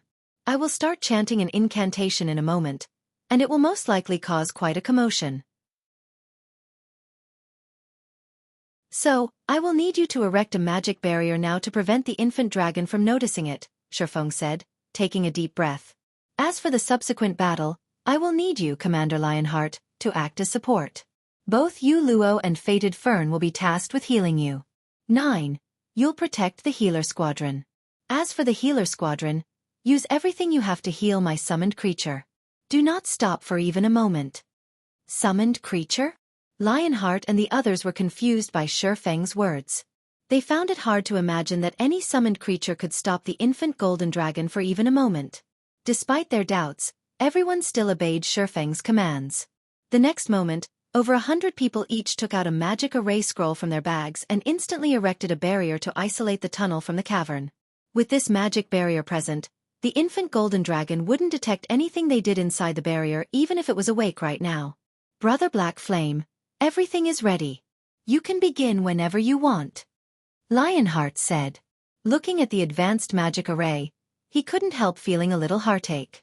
However, to avoid disturbing the infant golden dragon, they had no choice but to use it.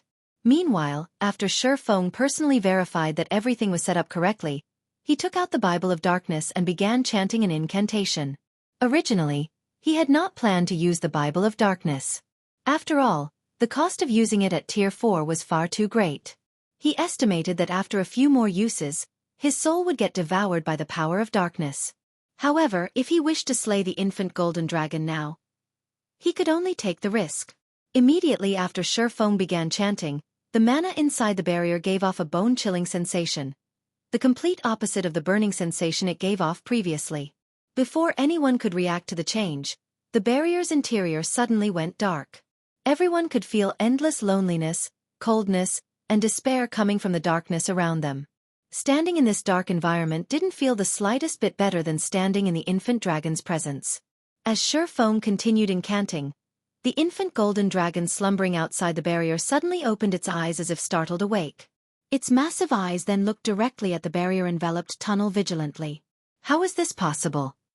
Fated Fern, who was hosting the magic barrier, was stunned by this development. The advanced magic array they used, Spatial Wall, could thoroughly isolate an area from the outside world. Even if a large explosion went off inside the barrier, nobody in the outside world should be able to notice it. Read latest chapters at Wuxia World. Nonetheless, the infant dragon had clearly noticed them. What a despicable dark energy. Looking at the empty tunnel before it, the infant golden dragon bellowed. It seems you humans have fallen as well. To think you would actually come seeking death together with a demon. The infant dragon's bellow instantly extinguished the advanced magic barrier like a storm blowing out a candle. Simultaneously, the figures of Xueqi and the others appeared before the infant dragon. Brother Black Flame? Seeing that the infant dragon had already stood up, Lionheart raised his shield anxiously. He then sent a sidelong glance at Xueqi and asked, "Are you still not done?" The power of the dragon before them far exceeded his expectations. Normally, even mythic monsters couldn't destroy the spatial wall so easily, yet the infant dragon had accomplished this feat with just one roar. He simply didn't dare imagine how powerful an actual attack from the infant dragon would be. "I'm done. I made it just in time," Xueqi said, a smile appearing on his pale face. As soon as Xueqi finished speaking, a dark void appeared in the cavern's ceiling. A stone door even larger than the infant golden dragon then fell out of this void. Before the players and infant dragon could react to this turn of events, the stone door gradually opened.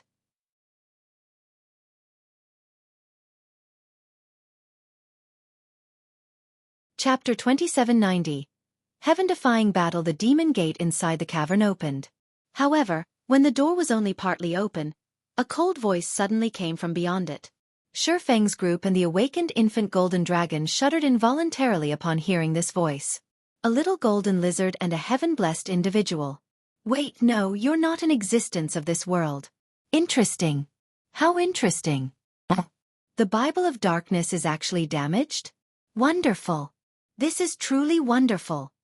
The demonic words that came out of the door echoed in everyone's mind. Although the voice spoke in a calm tone, the aura escaping the door paralyzed everyone momentarily. The infant golden dragon glared at the door in fear. A Tier 5 Demon King? Xueqi was astonished when he sensed the frightening aura from the demon gate. According to his expectations, he would already be fortunate if he could summon even a demon prince. After all, the Bible of Darkness had yet to reach its perfect state. However, the existence behind the demon gate was undoubtedly much stronger than a demon prince. In fact, none of the Tier 5 existences he had come across thus far had exuded such a powerful aura. This book isn't suitable for a little guy like you. Give it to me. Only if it is in my hands can I truly descend onto this land. At the Demon King's words, Xueqi suddenly sensed his control over the Bible of Darkness waning, and the Bible actually started flying toward the demon gate. Seeing this, Xueqi couldn't help being shocked. He never thought that a demon could resist and manipulate the Bible of Darkness's power.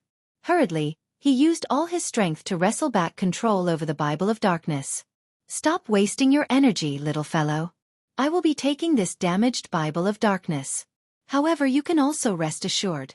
Once my clan and I thoroughly descend upon this world, I will make sure to spare you. At these words, the Bible of Darkness struggled even harder to break free from Xueqi's grasp. In fact, his connection with the Bible of Darkness was even severed completely, and the only thing he could do now was hold on to the book with brute force. Despicable human, you actually dared summon that thing here, the infant golden dragon bellowed. Evidently, it had figured out the identity of the existence beyond the demon gate. I will not let you succeed. Dang. After letting out a roar, the infant dragon suddenly widened its mouth. Immediately afterward, a threefold magic array took shape before it. Not good. It's using dragon breath. Everyone, dodge quickly. Xueqi shouted, surprised by the infant dragon's actions. A Tier 4 dragon breath would undoubtedly carry power at the Tier 5 intermediate rank standard. Let alone Tier 3 players, even Tier 4 players would die if they faced it. The only way they could survive this attack was to dodge it. However, the infant golden dragon was simply too fast. Before anyone could react, the threefold magic array had already taken shape. The next moment, a destructive energy ball shot out of the infant dragon's mouth, the energy ball's speed and size making it impossible for anyone to avoid in time. Everyone could only watch as the dragon breath approached them. It's over. Lionheart reflexively closed his eyes when he saw the approaching dragon breath that destroyed everything in its path. As for everyone else, they also revealed looks of despair and bitter smiles. Previously, they thought that they still stood a chance against the infant golden dragon, albeit a small chance. However, after seeing the destructive power the dragon breath carried, they realized that any form of resistance would be meaningless. The only thing they could do was wait for death. However, just when the dragon breath was about to reach Xueqi and the others, that cold voice came from the half-open demon gate again. A little lizard thinks it can stop my descent? An illusory hand suddenly appeared out of thin air before Xueqi's team and caught the approaching energy ball. The giant hand then squeezed the energy ball, shattering it into countless dispersing particles of light. How is this possible? Everyone was thunderstruck by this scene. The dragon breath that carried such devastating power had actually been stopped so easily. They couldn't even begin to imagine how powerful the demon behind the demon gate was. However, despite this sudden turn of events, Xueqi's complexion did not improve. On the contrary, it even turned gloomier instead. Despite being only halfway summoned, the summoned Demon King could already exert enough strength to block a Tier 4 dragon breath casually. The Demon King's strength was definitely at the Tier 5 peak rank. This meant that the existence beyond the Demon Gate wasn't just an ordinary Tier 5 Demon King. It was a Tier 5 Great Demon King. If Xueqi allowed a Great Demon King to descend onto God's domain, even if it was the ancient God's domain, it would still spell disaster for the entire continent. B Rico/B however, before Xuefeng and the others could recover from their surprise, the infant golden dragon suddenly appeared above them. At this time, golden runes covered its body, and the aura it exuded was significantly stronger than before. It can still become stronger? When Xuefeng looked at the infant golden dragon in the air, he was genuinely shocked for the first time in a long while. After all, the infant golden dragon was much stronger than he expected. Comparable to Tier 5 existences? What a joke! The aura and power the infant golden dragon currently displayed had already more than doubled. It was definitely much stronger than ordinary Tier 5 existences. In fact, he doubted he could survive one attack from it even if he activated his berserk skill. Despicable demon, you can't use your full strength while behind that door. I refuse to believe you can keep blocking my attacks. So long as your summoner dies, you will have to remain in that endless abyss forever. The infant golden dragon glared at the demon gate, a hint of disdain and mockery in its eyes. It then opened its mouth and launched another dragon breath. This dragon breath was much more terrifying than before.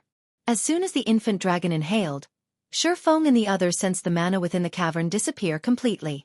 In addition, the Tier 3 players even had their mana rapidly sucked from their bodies. And although the Tier 4 players managed to prevent their mana from getting plundered, their ability to manipulate mana was greatly hindered. Now, they couldn't even exhibit half of their usual combat power. This is that infant dragon's true strength? Bloodblade fell into despair as he looked at the massive figure in the air. Seeing it now, he couldn't help but find their previous notion of challenging the Tier 4 infant dragon laughable. The infant golden dragon was much stronger than what its HP portrayed. It simply wasn't an existence Tier 4 players could hope to challenge. This moment drove home to Xuefeng why the quest he received was of the inferior mythic rank. He also understood why humans capable of slaying dragons were highly praised in God's domain. It would already be a miracle if a human could fight a dragon of the same tier and level to a standstill, let alone kill one. This was especially true for dragons that had reached Tier 4 or above. It wouldn't even be an exaggeration to refer to such a feat as a myth. Roar! Accompanied by a deafening roar, a dazzling energy sphere carrying devastating power descended toward the team. Little lizard, you have truly angered me now. The infant golden dragon's efforts to prevent the great demon king beyond the demon gate from descending enraged him. Suddenly, boundless power of darkness flooded out of the demon gate. A gigantic hand 5 times larger than the one before emerged from the ground. The hand was so massive that the infant dragon looked like a toy in comparison. Boom! Not only did the gigantic hand shatter the dragon breath instantly, but it even grabbed the infant dragon. And despite the infant dragon struggling desperately to break free, the giant hand remained unfazed as it smashed the infant dragon into the ground. Boom! A crater with a radius of 1,000 yards and a depth of 100 meters appeared on the cavern floor. Apart from the Tier 4 players and the Tier 3 healers, who had consumed Master Steel potions, the other players in the cavern were instantly killed by the resulting shockwave. Although Xuefeng and the Tier 4 players remained alive, they had lost over 2/3 of their HPs. As for the surviving healers, their HPs had also fallen to a critical level. They had very nearly lost their lives. Meanwhile, after the dust in the vast cavern dissipated, the giant hand was nowhere in sight. The only thing in the crater was the infant golden dragon. Presently, however, the infant dragon had both its wings broken, with blood flowing out from all over its body. Its life aura had also weakened significantly, and its HP had even fallen to just 63%. Given the infant dragon's current state, it was evident that the great demon king's attack had heavily injured it. How strong! So, this is the strength of a Tier 5 great demon king? Xuefeng was dumbfounded by this outcome. The infant golden dragon had put its all into the last attack, and the attack's power had definitely reached the Tier 5 advanced rank standard. Yet, it still suffered a brutal beating. The difference in strength between the infant dragon and great demon king was clear for all to see. In fact, if not for the demon gate severely dampening the great demon king's strength, the infant dragon would have most likely died from that one attack. Meanwhile, after the great demon king executed this attack, his control over the Bible of Darkness had also weakened significantly. At the very least, Xuefeng could now sense a connection between him and the Bible of Darkness. Xuefeng hurriedly cancelled the summoning. Previously, due to the severance of his connection with the Bible of Darkness, he couldn't stop the summoning even if he wanted to. However, Now that he had recovered a small portion of control over the Bible of Darkness, he could cancel the summoning. As for the cost of forcibly canceling the summoning, he couldn't care less about it right now. After all, if he allowed a Tier 5 Great Demon King to descend onto the continent, only death awaited him. Moreover, the cost of this death wouldn't just be a loss of 1 or 2 levels. Instead, his body might very well end up a puppet of the Great Demon King, and he would have no choice but to retrain a new account. Hence, he absolutely couldn't let the Great Demon King exit the Demon Gate, even if doing so would leave himself in a weakened state. You damned heaven-blessed individual! I will make you pay a heavy price the next time we meet. Upon seeing the Demon Gate closing, the Great Demon King bellowed angrily and repeatedly attacked the door, causing it to tremble violently. Fortunately, the Demon Gate was sufficiently powerful. No matter how much the Great Demon King assailed it, the Demon Gate continued closing at a steady pace. Finally, 20 seconds later, the Demon Gate closed and disappeared from this space, leaving behind only the heavily injured infant Golden Dragon and Xueqi's team in the cavern. Read latest chapters at Xueqi World. EU Brother Black Flame, what should we do now? Lionheart asked in an uncertain voice after seeing the Demon Gate disappear. He didn't know whether they should flee or try to kill the infant Golden Dragon while it was heavily injured. Although the infant dragon was significantly weaker than before, it was still much stronger than superior mythic monsters of the same level. Is there even a need to ask? Looking at the infant dragon that was struggling to stand up, Xueqi said in a determined tone, "Now is our only chance to slay this infant dragon. With our strength, we can't defeat it in its peak state. Don't tell me you're willing to miss out on such an opportunity, Commander Lionheart?" At Xueqi's words, Lifeless Thorn and Solitary 9 nodded in agreement. If the infant golden dragon wasn't heavily injured, killing it with their present strength was nigh impossible. Only Tier 5 players could possibly go up against it. I guess you're right. As Lionheart looked at the infant golden dragon, a trace of determination also appeared in his eyes. He then said, "Since that's the case, let's kill it before it recovers." After saying so, Lionheart raised his shield and led the charge against the infant golden dragon, with all the other Tier 4s except for Xueqi following close at his heels.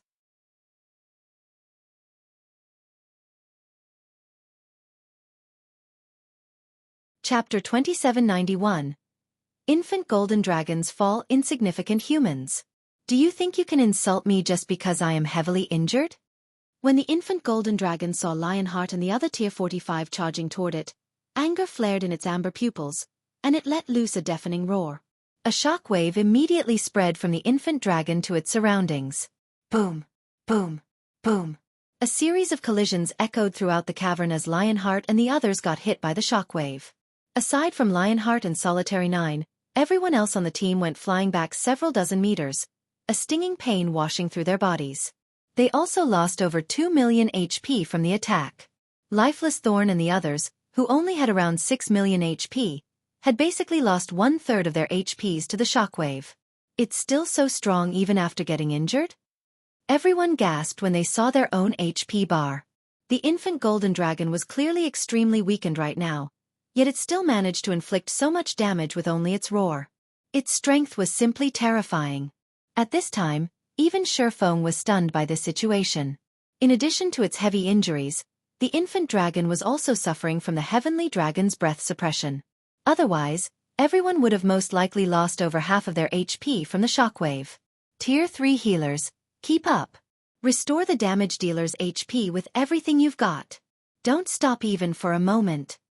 Xueqi, who was currently incapacitated due to the backlash from forcibly canceling the demon summoning, hurriedly issued commands across the distance. You Luo and Faded Fern, you two prioritize healing Lionheart and 9. Make sure their HPs are full at all times. At Xueqi's command, Faded Fern, a Tier 4 oracle, swung her staff and double-cast 2 Tier 3 curses. Tier 3 Defensive Curse. Contract Barrier. Tier 3 Strengthening Curse. Heavenly God's Prayer. Immediately, a translucent barrier formed around the bodies of Lionheart and Solitary 9. Simultaneously, divine runes appeared on the bodies of everyone on the team, doubling everyone's resistances and defense and increasing everyone's physique by 20% for 20 minutes. She even has a Tier 3 AoE Strengthening Curse? Xueqi was surprised as he looked at Fated Fern's strengthening spells were incredibly rare in God's domain. In fact, they were 10 times rarer than ordinary curses of the same tier. This was especially true for AoE strengthening spells. The value of such a spell was practically equivalent to a fragmented legendary item. In his previous life, any player who wielded strengthening spells would receive the VIP treatment from the various superpowers. This was because, unlike berserk skills, strengthening spells had short cooldowns and long durations. An AoE strengthening spell could elevate a team's combat power to a whole other level. In the past, one of the reasons Violet Cloud was recognized as one of the 10 great cleric gods was her possession of many AoE strengthening spells. This prompted the various superpowers to desperately seek her. As far as Xueqi knew, nobody in the modern god's domain had gained a strengthening spell even now. Yet, not only did Fated Fern possess a strengthening spell, but it was even of the AoE variety. How could he not be surprised by this situation? Meanwhile, after Fated Fern cast Heavenly God's Prayer, the team's overall combat power evidently rose by a slight margin. Let's continue. After seeing the barrier protecting his body, Lionheart charged forward once more. This time, the infant dragon no longer attacked with its roar. Instead, it swept its tail at the approaching players. However, despite seeing the tail that shattered even space itself bearing down on him, Lionheart did not back away. Instead, he raised his shield and stood his ground. He then activated the Tier 3 defensive skill, Blood Cloud. A crimson barrier appeared before his body, one capable of absorbing 6 attacks. Although the barrier could fully nullify only attacks at the Tier 4 standard and below, it could still diminish the damage of Tier 5 attacks. Boom! The blood cloud instantly exploded upon coming into contact with the infant dragon's tail. However, thanks to the blood cloud dampening the blow, Lionheart only stumbled 2 steps backward and lost a little over 6 million HP. For Lionheart, who had already reached level 137 and possessed 17.2 million HP, this amount of damage was still tolerable. Upon seeing that Lionheart could take on the infant dragon's attacks, everyone else on the team breathed out a sigh of relief and began assaulting the infant dragon. Bloodblade used his Tier 4 legacy skill Storm Dance. Lifeless Thorn also used his Tier 4 legacy skill Lightning Serpent. Tier 4 skills and spells bombarded the infant dragon's body one after another, every one of them dealing over 50 million damage, with some even doing over 100 million critical damage. However, compared to the infant dragon's remaining 60 billion HP, this amount of damage appeared minuscule. Is the damage still not enough? Xueqi frowned when he saw the result of the frenzied barrage. Apart from Lionheart, the 5 other Tier 4 players fighting were currently attacking the infant dragon with everything they had. Yet, the damage they caused just barely exceeded the infant dragon's battle recovery. Moreover, this was with the infant dragon's battle recovery have due to its heavy injuries. The Tier 3 healers healing from a distance also couldn't help growing anxious in this situation. At this rate, their team would need more than an hour to finish the battle. Meanwhile, 1 hour was definitely more than enough for the infant golden dragon to recover from its injuries. If that happened, they would be doomed. Lionheart and the others were also aware of the situation. However, this was already the best they could do. Although they could activate their berserk skills to raise their damage output temporarily, doing so would be meaningless, and would prompt the infant dragon to enter its berserk phase earlier. At that time, without their berserk skills, they would be utterly incapable of defending against the infant dragon's attacks. Do any of you have combat resurrection? Xueqi asked the 12 Tier 3 healers behind him. In the ancient god's domain, ordinary resurrection methods couldn't resurrect players on the spot. One special type of resurrection method could. However, the player resurrected through this method would suffer a higher death penalty. I do. 8 of the Tier 3 healers responded to Xueqi's question. Go and resurrect the 8 players with the highest strength. Xueqi breathed out a sigh of relief when he saw how many responses he received. The next moment, the 8 healers with combat resurrection resurrected 8 of Skyflare's fallen members. Take these spears and divide them among yourselves. After looking at the 8 resurrected players, Xueqi took out the 600+ thunder spears stored in his bag. Drink a master strength potion and activate your berserk skills. Afterward, use everything you have to throw these spears at the infant dragon. It's best if you can use up all these spears before your berserk skills run out. Don't hold back. Yes, sir.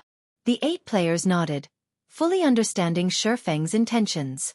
As Tier 3 melee players, they couldn't even be considered cannon fodder in front of the Tier 4 infant dragon. After all, if they tried moving up close to the dragon, they would instantly die to any random roar. The only way they could contribute to the raid was by relying on external items. Only then would they have a chance of dealing damage to the infant dragon. The 8 players consumed the master strength potions they had prepared beforehand, which increased their strength attribute by 70% for 3 minutes. They then activated their respective berserk skills, further improving their basic attributes. In terms of strength, the 8 of them could already rival mythic monsters of the same level. After seeing the infant dragon swing its tail, exposing its back, Xueqi ordered, "Attack. Aim at the dragon's injuries or the reverse scale on its back." At Xueqi's command, the 8 melee players promptly threw the thunder spears they held with all their might. Whoosh, whoosh, whoosh.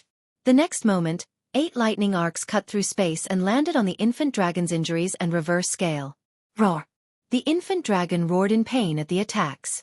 Simultaneously, damages exceeding 50 million appeared above its head one after another. There was even one critical hit that dealt over 130 million damage. The 8 melee players' attacks were not the slightest bit weaker than those of Lifeless Thorn and the other Tier 4 combatants. Only the frequency of their attacks was slightly inferior. Next volley. Seeing that the attacks were highly effective, Xueqi promptly called for another attack. In response, the 8 melee players each took out another thunder spear and hurled the weapons at the infant dragon. When the attacks connected, the infant dragon's HP bar finally shrank, albeit slightly. As expected of the commander. We have a chance now. Solitary 9 couldn't help growing excited when he saw the rate of the infant dragon's HP decrease accelerating. Crimson Billow, who was frantically attacking the infant dragon, looked toward Xueqi in surprise despite herself. He still has a trump card? She never thought that Xueqi could actually add 8 more Tier 4 combatants to the fight. Now, with their damage output, killing the infant dragon within a short period was entirely possible. The infant golden dragon's HP continuously decreased over time. 60%, 40%, 30%. The speed at which the infant dragon lost HP was nothing like before. Only, in exchange for this boost in DPS, the supply of thunder spears declined rapidly. In just 2 minutes, the 8 Tier 3 players had already used up more than 400 thunder spears. Everyone, be careful. It's going berserk. Xueqi warned when he saw that the infant dragon's HP bar had fallen to a critical level. As soon as Xueqi finished speaking, the infant dragon suddenly let out an angry roar. Simultaneously, the dragon's body gave off a dazzling golden glow, and its eyes turned bloodshot. It had evidently entered a berserk state. All right. Since Brother Black Flame has let us see his cards, let's show him ours as well. Glancing at Fated Fern, Lionheart shouted, "Fern, it's your turn now. Leave it to me." Fated Fern smiled. She then took out the Tier 5 sealing crystal from her bag and began chanting an incantation. Immediately, as if time had frozen, silence fell over the entire cavern. The only exception to this phenomenon was the gradually shattering crystal in Fated Fern's hand. Before the infant golden dragon could smash its claw at Lionheart, a magic spear several hundred meters long suddenly appeared above the infant dragon and struck its head. Tier 5 spell. Destruction Spear. Boom. The infant dragon's titanic body instantly collapsed to the ground, the impact creating a crater several dozen meters deep. The space surrounding the crater even turned into a dark void. The next moment, a damage value exceeding 10 billion appeared above the infant dragon's head. In addition, not only did the infant dragon's berserk state get interrupted, but the infant dragon was even powerless to push itself off the ground. The power of the destruction spear stupefied everyone present. Even Xueqi never thought that the sealing crystal would hold such a powerful spell. The destruction spear was just slightly inferior to the Great Demon King's attack from before. Everyone, attack with everything you've got. Xueqi shouted. Ignoring the fact that he was still in a weakened state, he activated Power of Darkness, which allowed him to move his body. He then charged straight at the incapacitated infant dragon. As for everyone else, They too activated their berserk skills at Shifeng's command, instantly doubling their basic attributes. Damages exceeding 100 million appeared above the infant dragon's head one after another. 10%, 6%, 3%. Read latest chapters at Wuxia World. EU. Just as the infant dragon was about to recover from its incapacitated state, Shifeng activated Divine Providence before using his strongest trump card. Tier 3 skill, Blade Awakening. Tier 4 skill, Lightning Edge. The next moment, Shifeng, who had entered a transcendent state, brandished the abyssal blade. A river of light then descended upon the infant golden dragon's body. Minus 135,474,514. Minus 129,435,471. Minus 264,854,214. A series of damages exceeding 100 million appeared above the infant golden dragon's head in rapid succession, the attack thoroughly plundering its remaining HP.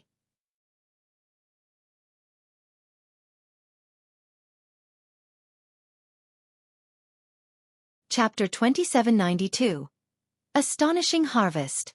The infant golden dragon uttered a mournful cry as its titanic body crashed to the ground. Subsequently, an unprecedented silence descended on the cavern. We did it! We succeeded! Everyone heaved a deep sigh of relief when they looked at the infant dragon's corpse lying on the ground. Simultaneously, an indescribable sense of joy and excitement also appeared on their faces.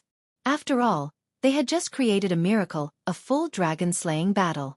Even if their opponent was merely a Tier 4 infant dragon, they had still slain a real dragon. The next moment, before the survivors of the team could recover from their joy, brilliant flashes suddenly enveloped their bodies as their experience bars filled up rapidly. The amount of EXP the infant golden dragon awarded was leagues above the EXP from ordinary mythic bosses. Even Shifeng leveled up 3 times consecutively, reaching 32% of level 140. As for everyone else, they gained even more levels from the raid, with Lionheart reaching level 141 and Yu Luo reaching level 139. Lifeless Thorn and Solitary 9 even went from level 127 to level 138. The amount of EXP everyone received stupefied them. Nobody thought that killing a level 140 infant dragon would grant so much EXP. Of those present, only Shifeng and Lionheart did not place much concern on their levels. After all, as veteran Tier 4 players, they knew very clearly how easy it was for Tier 4 players to gain levels. In fact, they could most likely attain level 150 in 10 days, reaching the minimum requirement to challenge their Tier 5 promotion. However, players would not necessarily be able to get promoted to Tier 5 just by meeting the level requirement. After all, players would have to create a powerful mana body of their own.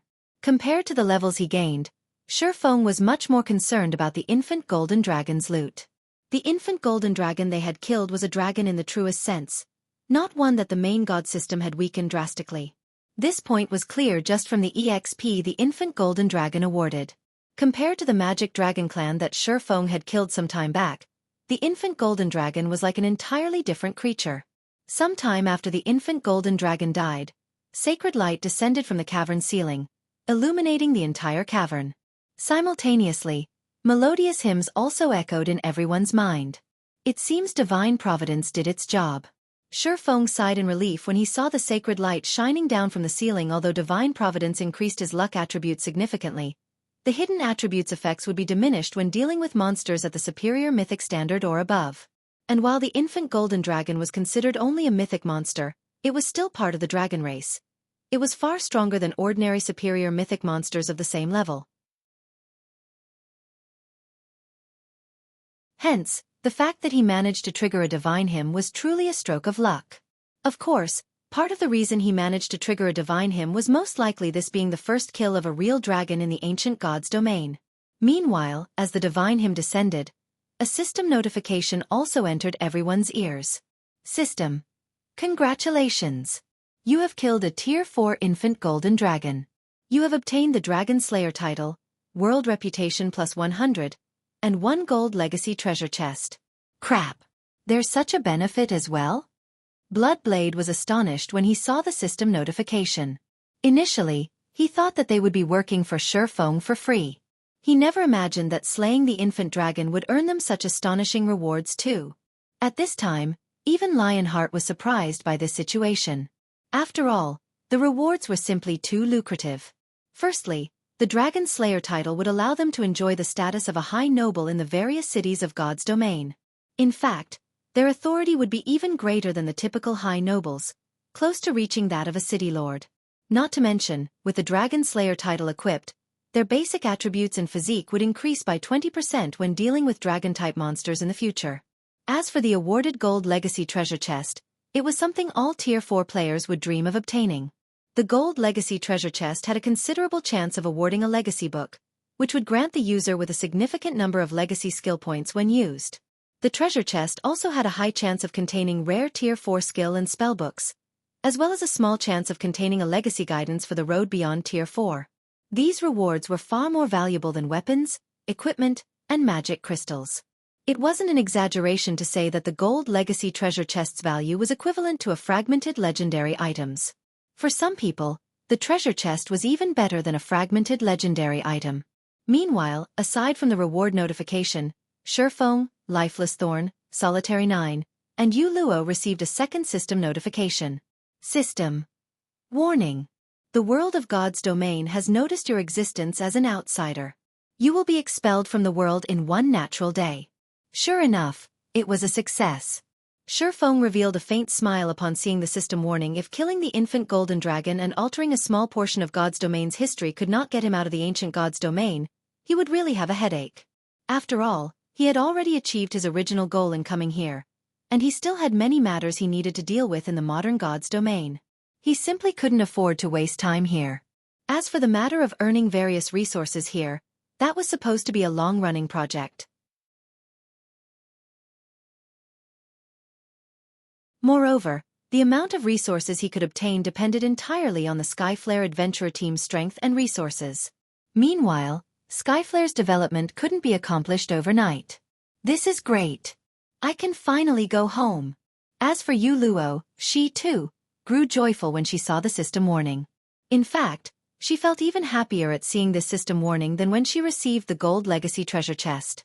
While everyone rejoiced over the Gold Legacy Treasure Chest they received, over 100 items appeared in midair and began descending to the ground. The sight of the infant golden dragon's loot made everyone present momentarily forget about the legacy treasure chest. BIOI/B. The aura of items can actually reach such an intensity? Crimson Billow was astonished as she studied the items that were gradually piling up on the ground. Just what kind of items dropped? Could there be a legendary item? This question plagued everyone's mind. The reason for everyone's reaction was the aura that the infant dragon's loot radiated, which practically rivaled that of superior mythic monsters. Even ordinary Tier 3 players would have to expend a lot of effort just to approach the loot. At this time, only Xueqi managed to remain relatively calm. This was because he had heard of other people slaying dragons before. Only the dragons that the God-ranked expert teams killed back then weren't Tier 4 infant dragons but adult dragons at the peak of Tier 5. According to what he had heard, the sight of those dragons' loot was truly a spectacle to behold. Just the visual phenomenon the loot created had covered a radius of over 10,000 yards. The combined aura the items radiated had also been so powerful that even Tier 4 players couldn't approach the loot. Only Tier 5 players and above could do so. In comparison, the visual phenomenon created by the infant golden dragon's loot only covered a radius of several hundred yards. The aura the loot radiated was so weak that even Tier 3 peak experts could approach it if they gritted their teeth. Hence, Xueqi didn't find this outcome particularly surprising. However, the infant golden dragon's loot and Tier 5 adult dragon's loot wouldn't actually have a significant difference in quality. What difference in quality there was would only be akin to the difference between an epic item and a fragmented legendary item. It wouldn't be as significant as the difference between a fragmented legendary item and a legendary item. After all, both kills were dragons. One side was just slightly stronger. Moreover, as Tier 6 God-ranked experts were responsible for killing the adult dragons, the loot quality was reduced. In comparison, their team had defeated a Tier 4 infant dragon without a single Tier 5 player on the team. If one were to talk about raid difficulty, their team faced a much greater difficulty than the Tier 6 God-ranked expert teams. I wonder if it dropped a complete Saint guidance.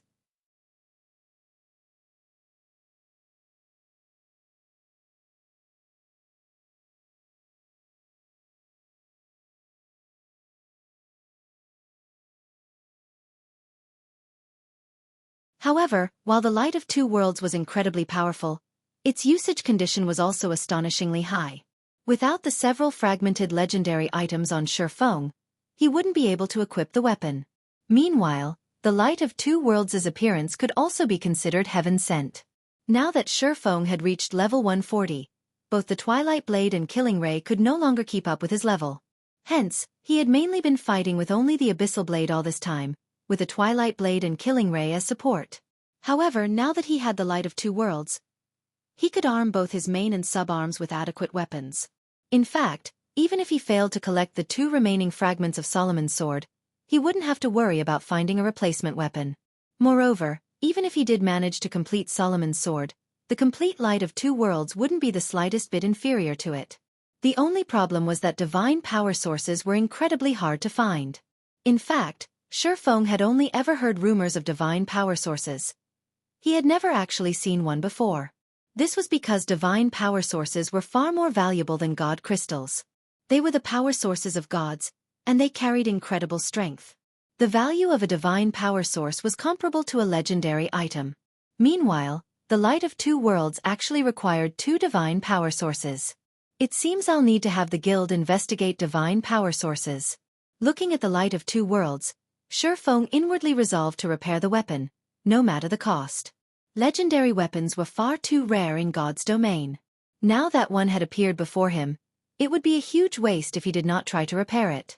Meanwhile, after seeing Xueqi had finished sorting through the loot, Lifeless Thorn and the others approached him with curious eyes. "Commander, did anything good drop this time?" Looking at Xueqi, Solitary 9 asked in a whisper, "Did a legendary item really drop?" They had just defeated an unrestrained Tier 4 infant dragon. If Xueqi said nothing good dropped, nobody would believe him.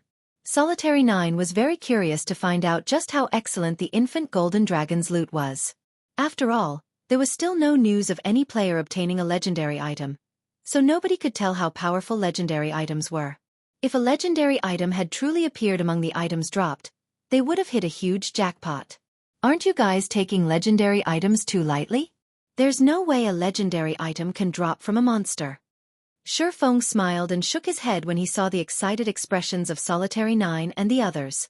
He then said vaguely, "However, while there is no legendary item in the loot, there are several items whose value is comparable to legendary items.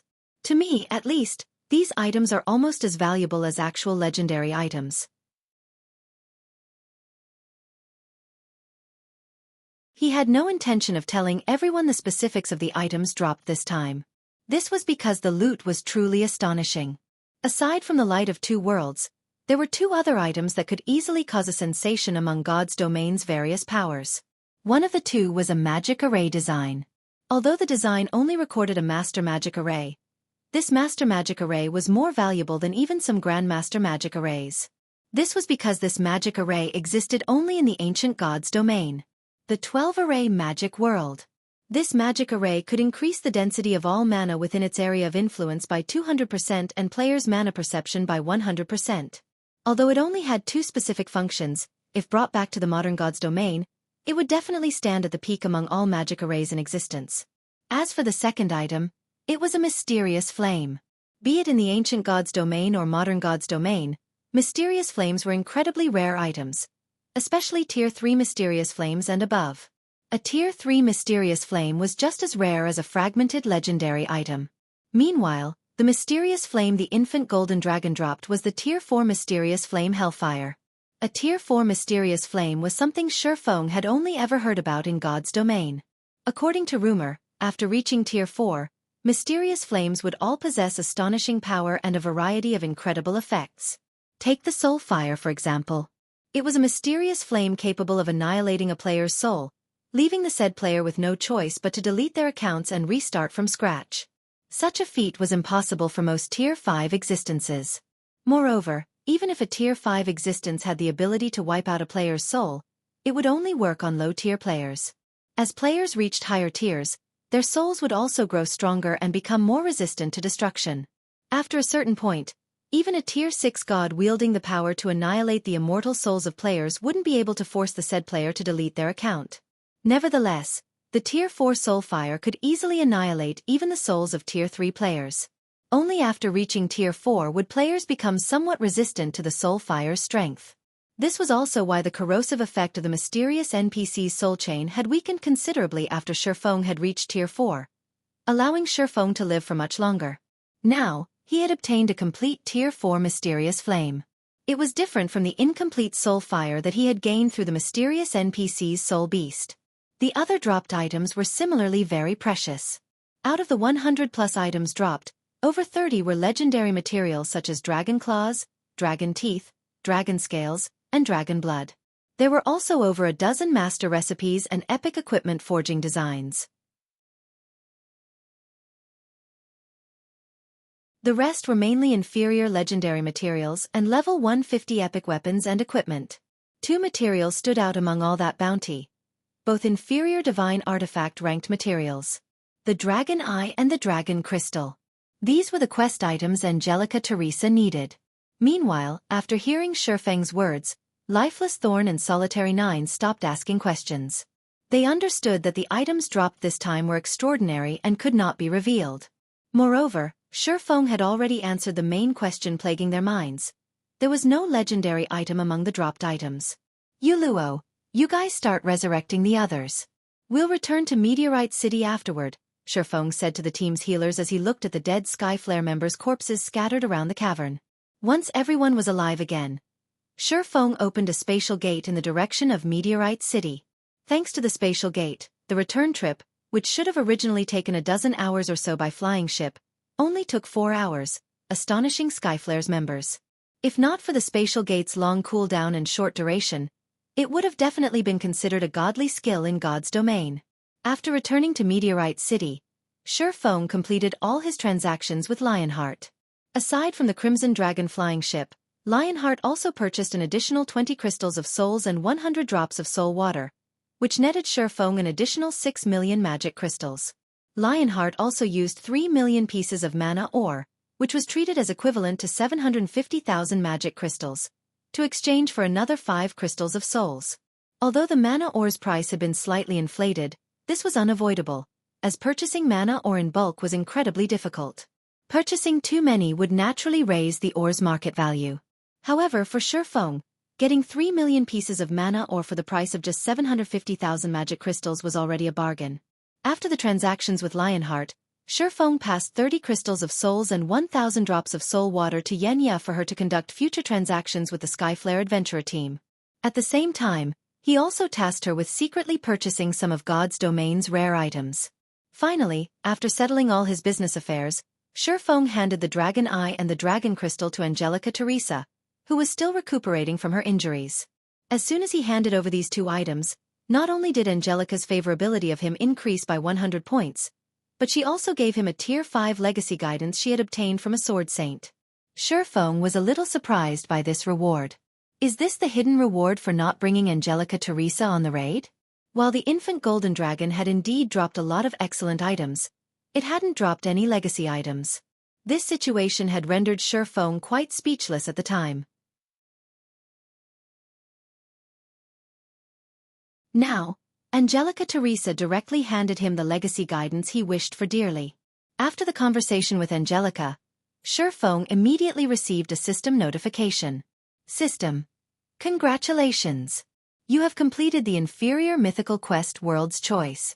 You have gained World Authority +2. System. You have obtained World Authority. World Authority currently at level 1. Please feel the specific effects of World Authority on your own. As soon as the system notification appeared, an indistinct chain became visible around Xueqi's body from the void. A moment later, this chain suddenly disintegrated, and he immediately felt the world around him becoming much clearer than before.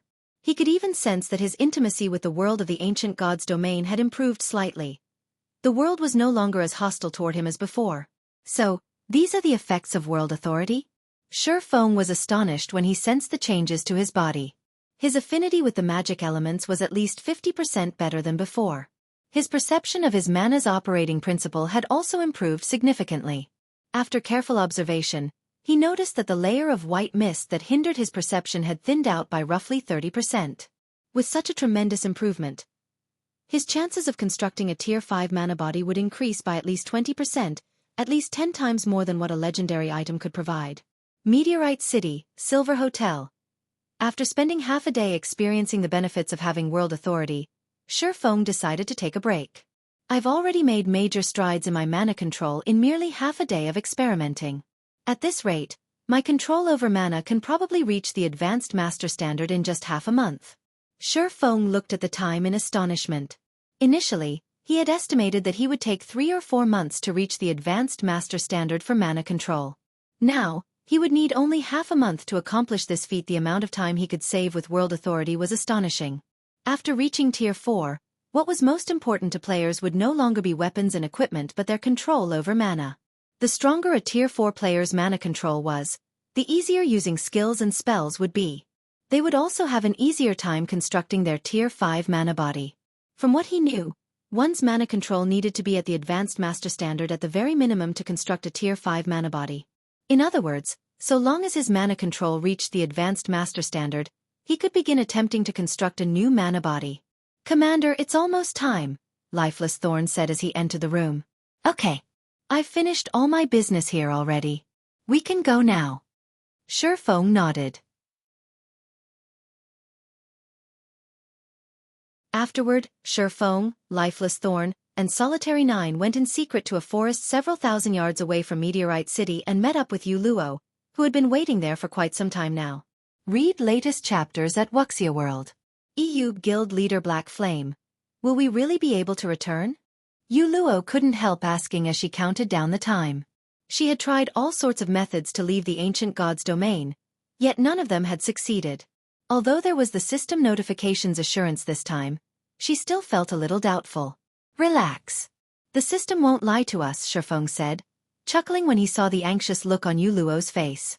Shortly after Xueqi finished speaking, the system's timer of 1 natural day struck 0.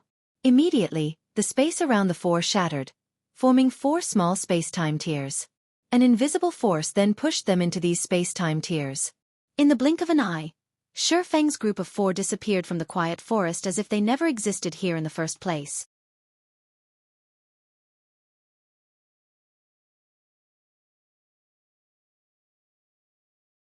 Chapter 2794. God's Domain State of Affairs. This place was a vast, blue ocean with nary a cloud in the sky. At this time, a tear in space spanning over 1,000 yards suddenly appeared above the ocean, its appearance kicking up strong winds that disrupted the peace of this place. A moment after the spatial tear formed, 4 figures flew out of it and plopped into the ocean. Their impact on the water generated waves dozens of meters tall, the commotion attracting the attention of the dozen or so ships sailing nearby. "The mana here is so thin. The sense of rejection is gone. I think we're back." While standing on the ocean surface, Lifeless Thorn, Solitary 9, and Yu Luo grew excited when they sensed the familiar low mana environment and the lack of rejection from the world. Although the ancient god's domain had plenty of benefits that the modern god's domain did not possess, they had played in the modern god's domain for most of their career in god's domain. Most of the people and matters they knew of were found here. Naturally, they were glad to return to the modern god's domain. Meanwhile, the appearance of Xueqi's group also gave the players on the nearby ships a huge shock. "Crap. Who are they? How can they stand on water? They should be using some kind of levitating skill. No. If they were using a skill or spell, there should be strong mana fluctuations. But I don't sense any coming from the 4 of them." At this moment, Xueqi's group of 4 had all their information concealed with their black cloaks, so the surrounding players couldn't uncover any information about them. The only thing the surrounding players were certain of was that the 4 were all players. Knowing this, the surrounding players couldn't help wanting to find out the identity of Xueqi's group. "Let's hurry up and leave," a level 123, Tier 3 ranger driving an advanced speedboat said. "The situation in this sea zone has been chaotic recently. We'll be doomed if we get dragged into the war between adventurer teams on Dragonheart Island." "Indeed. Let's leave this place quickly. Now that such a huge commotion has occurred here, Warbloods members will definitely come over.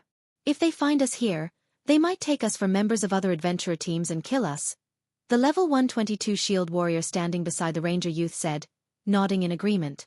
While the players on this advanced speedboat were conversing with each other, Xueqi and his companions, around 100 yards away, heard every word of their conversation. "So, this place is near Dragonheart Island. Feng revealed a faint smile. It seems we were lucky. We didn't get teleported to some dangerous and remote location. Space-time teleportation was incredibly random.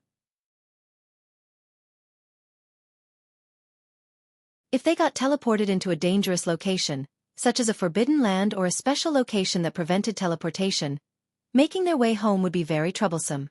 Nodding, Lifeless Thorn said, but based on these people's words, there seems to be quite a struggle occurring on Dragonheart Island. That's normal. With the NPC population growing continuously, the number of NPCs operating at sea would naturally increase. While they might not be as numerous as the landlocked NPCs, they will still outnumber players by a large margin.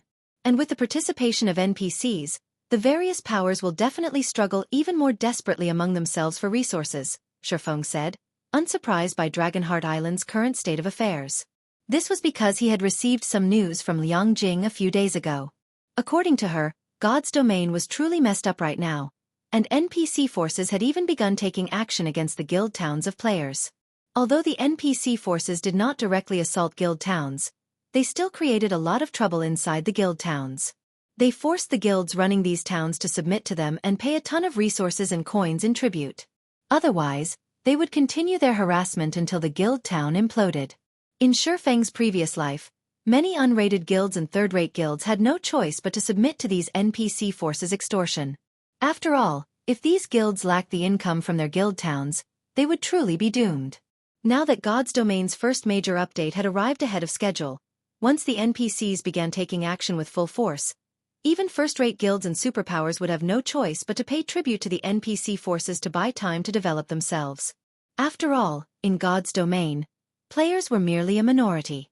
One could also say that players were outsiders. Apart from immortality, players did not have any advantages over the original inhabitants of God's Domain. God's Domain's inhabitants far outnumbered players when it came to the top combatants both sides possessed. This would remain true even 10 years after God's Domain's launch. Upon hearing Xueqi's words, a hint of anxiety appeared on Yu Luo's face. Immediately, she took to the skies and flew toward the nearby advanced speedboat, her approach giving the 6 players on the boat a fright. These 6 players stared at Yu Luo with horrified expressions. Their reaction was because the ability to fly freely in the sky was unique to players at Tier 4 or above. Tier 4 players were existences that even NPCs feared. Although there were only a small number of Tier 4 experts in God's Domain, every one of them was a big shot capable of shaking heaven and earth with their every move. These Tier 4 experts were not existences ordinary Tier 3 experts like themselves could meet. "How may I help you, miss?" The Tier 3 ranger serving as the leader of the party asked respectfully as he looked up at Yu Luo. The strong were respected in God's Domain. This fact might not have been evident in the past. However, after experiencing the changes brought by the system's major update and the various NPCs' arrogant behavior, these players thoroughly understood that the world of God's Domain was a much more straightforward and crueler place than the real world. When it came to dealing with Tier 4 powerhouses, if they offended the other party, it wouldn't be strange for them to get annihilated the next second. They also wouldn't be able to do anything about it. "Do you know Heaven's Blade situation?" Yu Luo asked. Heaven's Blade was her home. Its well-being had also been a concern for her all this time. Before she entered the ancient God's Domain, the competition on Dragonheart Island had already been incredibly intense. Heaven's Blade had even clashed with several of the island's top adventurer teams and suffered casualties numbering in the thousands. This was why she had risked grinding and exploring a dangerous location by herself. Since her disappearance from the modern God's Domain until now, a month had gone by. Meanwhile, 1 month was more than enough for the entirety of God's Domain to undergo significant changes, let alone a small place like Dragonheart Island. Heaven's Blade. The ranger youth was surprised and confused by Yu Luo's question. "What? Have you never heard of Heaven's Blade before?" Yu Luo frowned. "Or do you not want to say it?" As Yu Luo's voice chilled, the Tier 3 shield warrior and the others shuddered involuntarily and looked toward the ranger youth. They didn't know whether they should speak up. Although Yu Luo hadn't revealed any killing intent thus far, her aura alone was already more than enough to instill fear in them. After all, they had personally witnessed just how powerful a Tier 4 player could be. A Tier 4 player could kill hundreds of Tier 3 players with just the flip of a hand. The silence had stretched out for a second when the ranger youth wiped away the cold sweat on his forehead and said hurriedly, "Miss, you misunderstand me. It's not that I refuse to tell you. It's just that this matter is already common knowledge in God's domain. I was just wondering why you would ask such a question, miss." Common knowledge in God's domain? Yu Luo couldn't help feeling a little confused. According to Xueqi, before his group entered the ancient God's domain, nothing big had happened to Heaven's Blade. It had simply been competing with Dragonheart Island's several top adventurer teams for resources as usual. Xueqi had left the modern God's domain only a few days ago. Logically, nothing significant should have happened to Heaven's Blade. That's right. This incident caused quite the commotion back then. It affected over a dozen superpowers, the ranger said, nodding.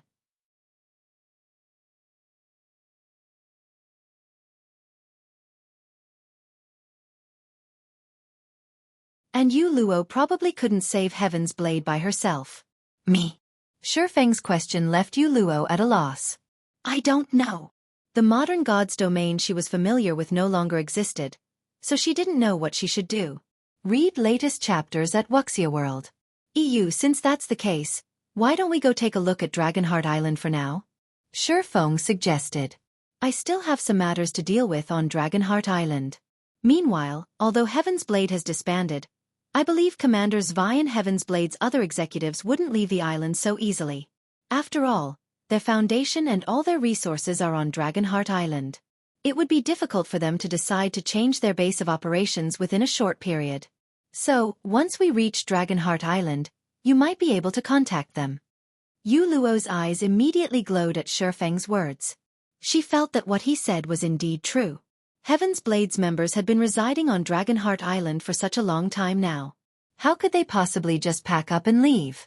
Not to mention, even if Heaven's Blade was no more, she could still contact Commanders Vi and the others. After all, unlike the ancient God's domain, long-range communication between players was possible in the modern God's domain. Okay. I'll follow you, Guild Leader Black Flame. Yu Luo nodded. Afterward, Xueqi opened a spatial gate and teleported toward Dragonheart Island. You're tuning in to the Xueqi's Martial Arts Saga YouTube channel. Don't forget to subscribe and join us on this journey to catch the most captivating stories.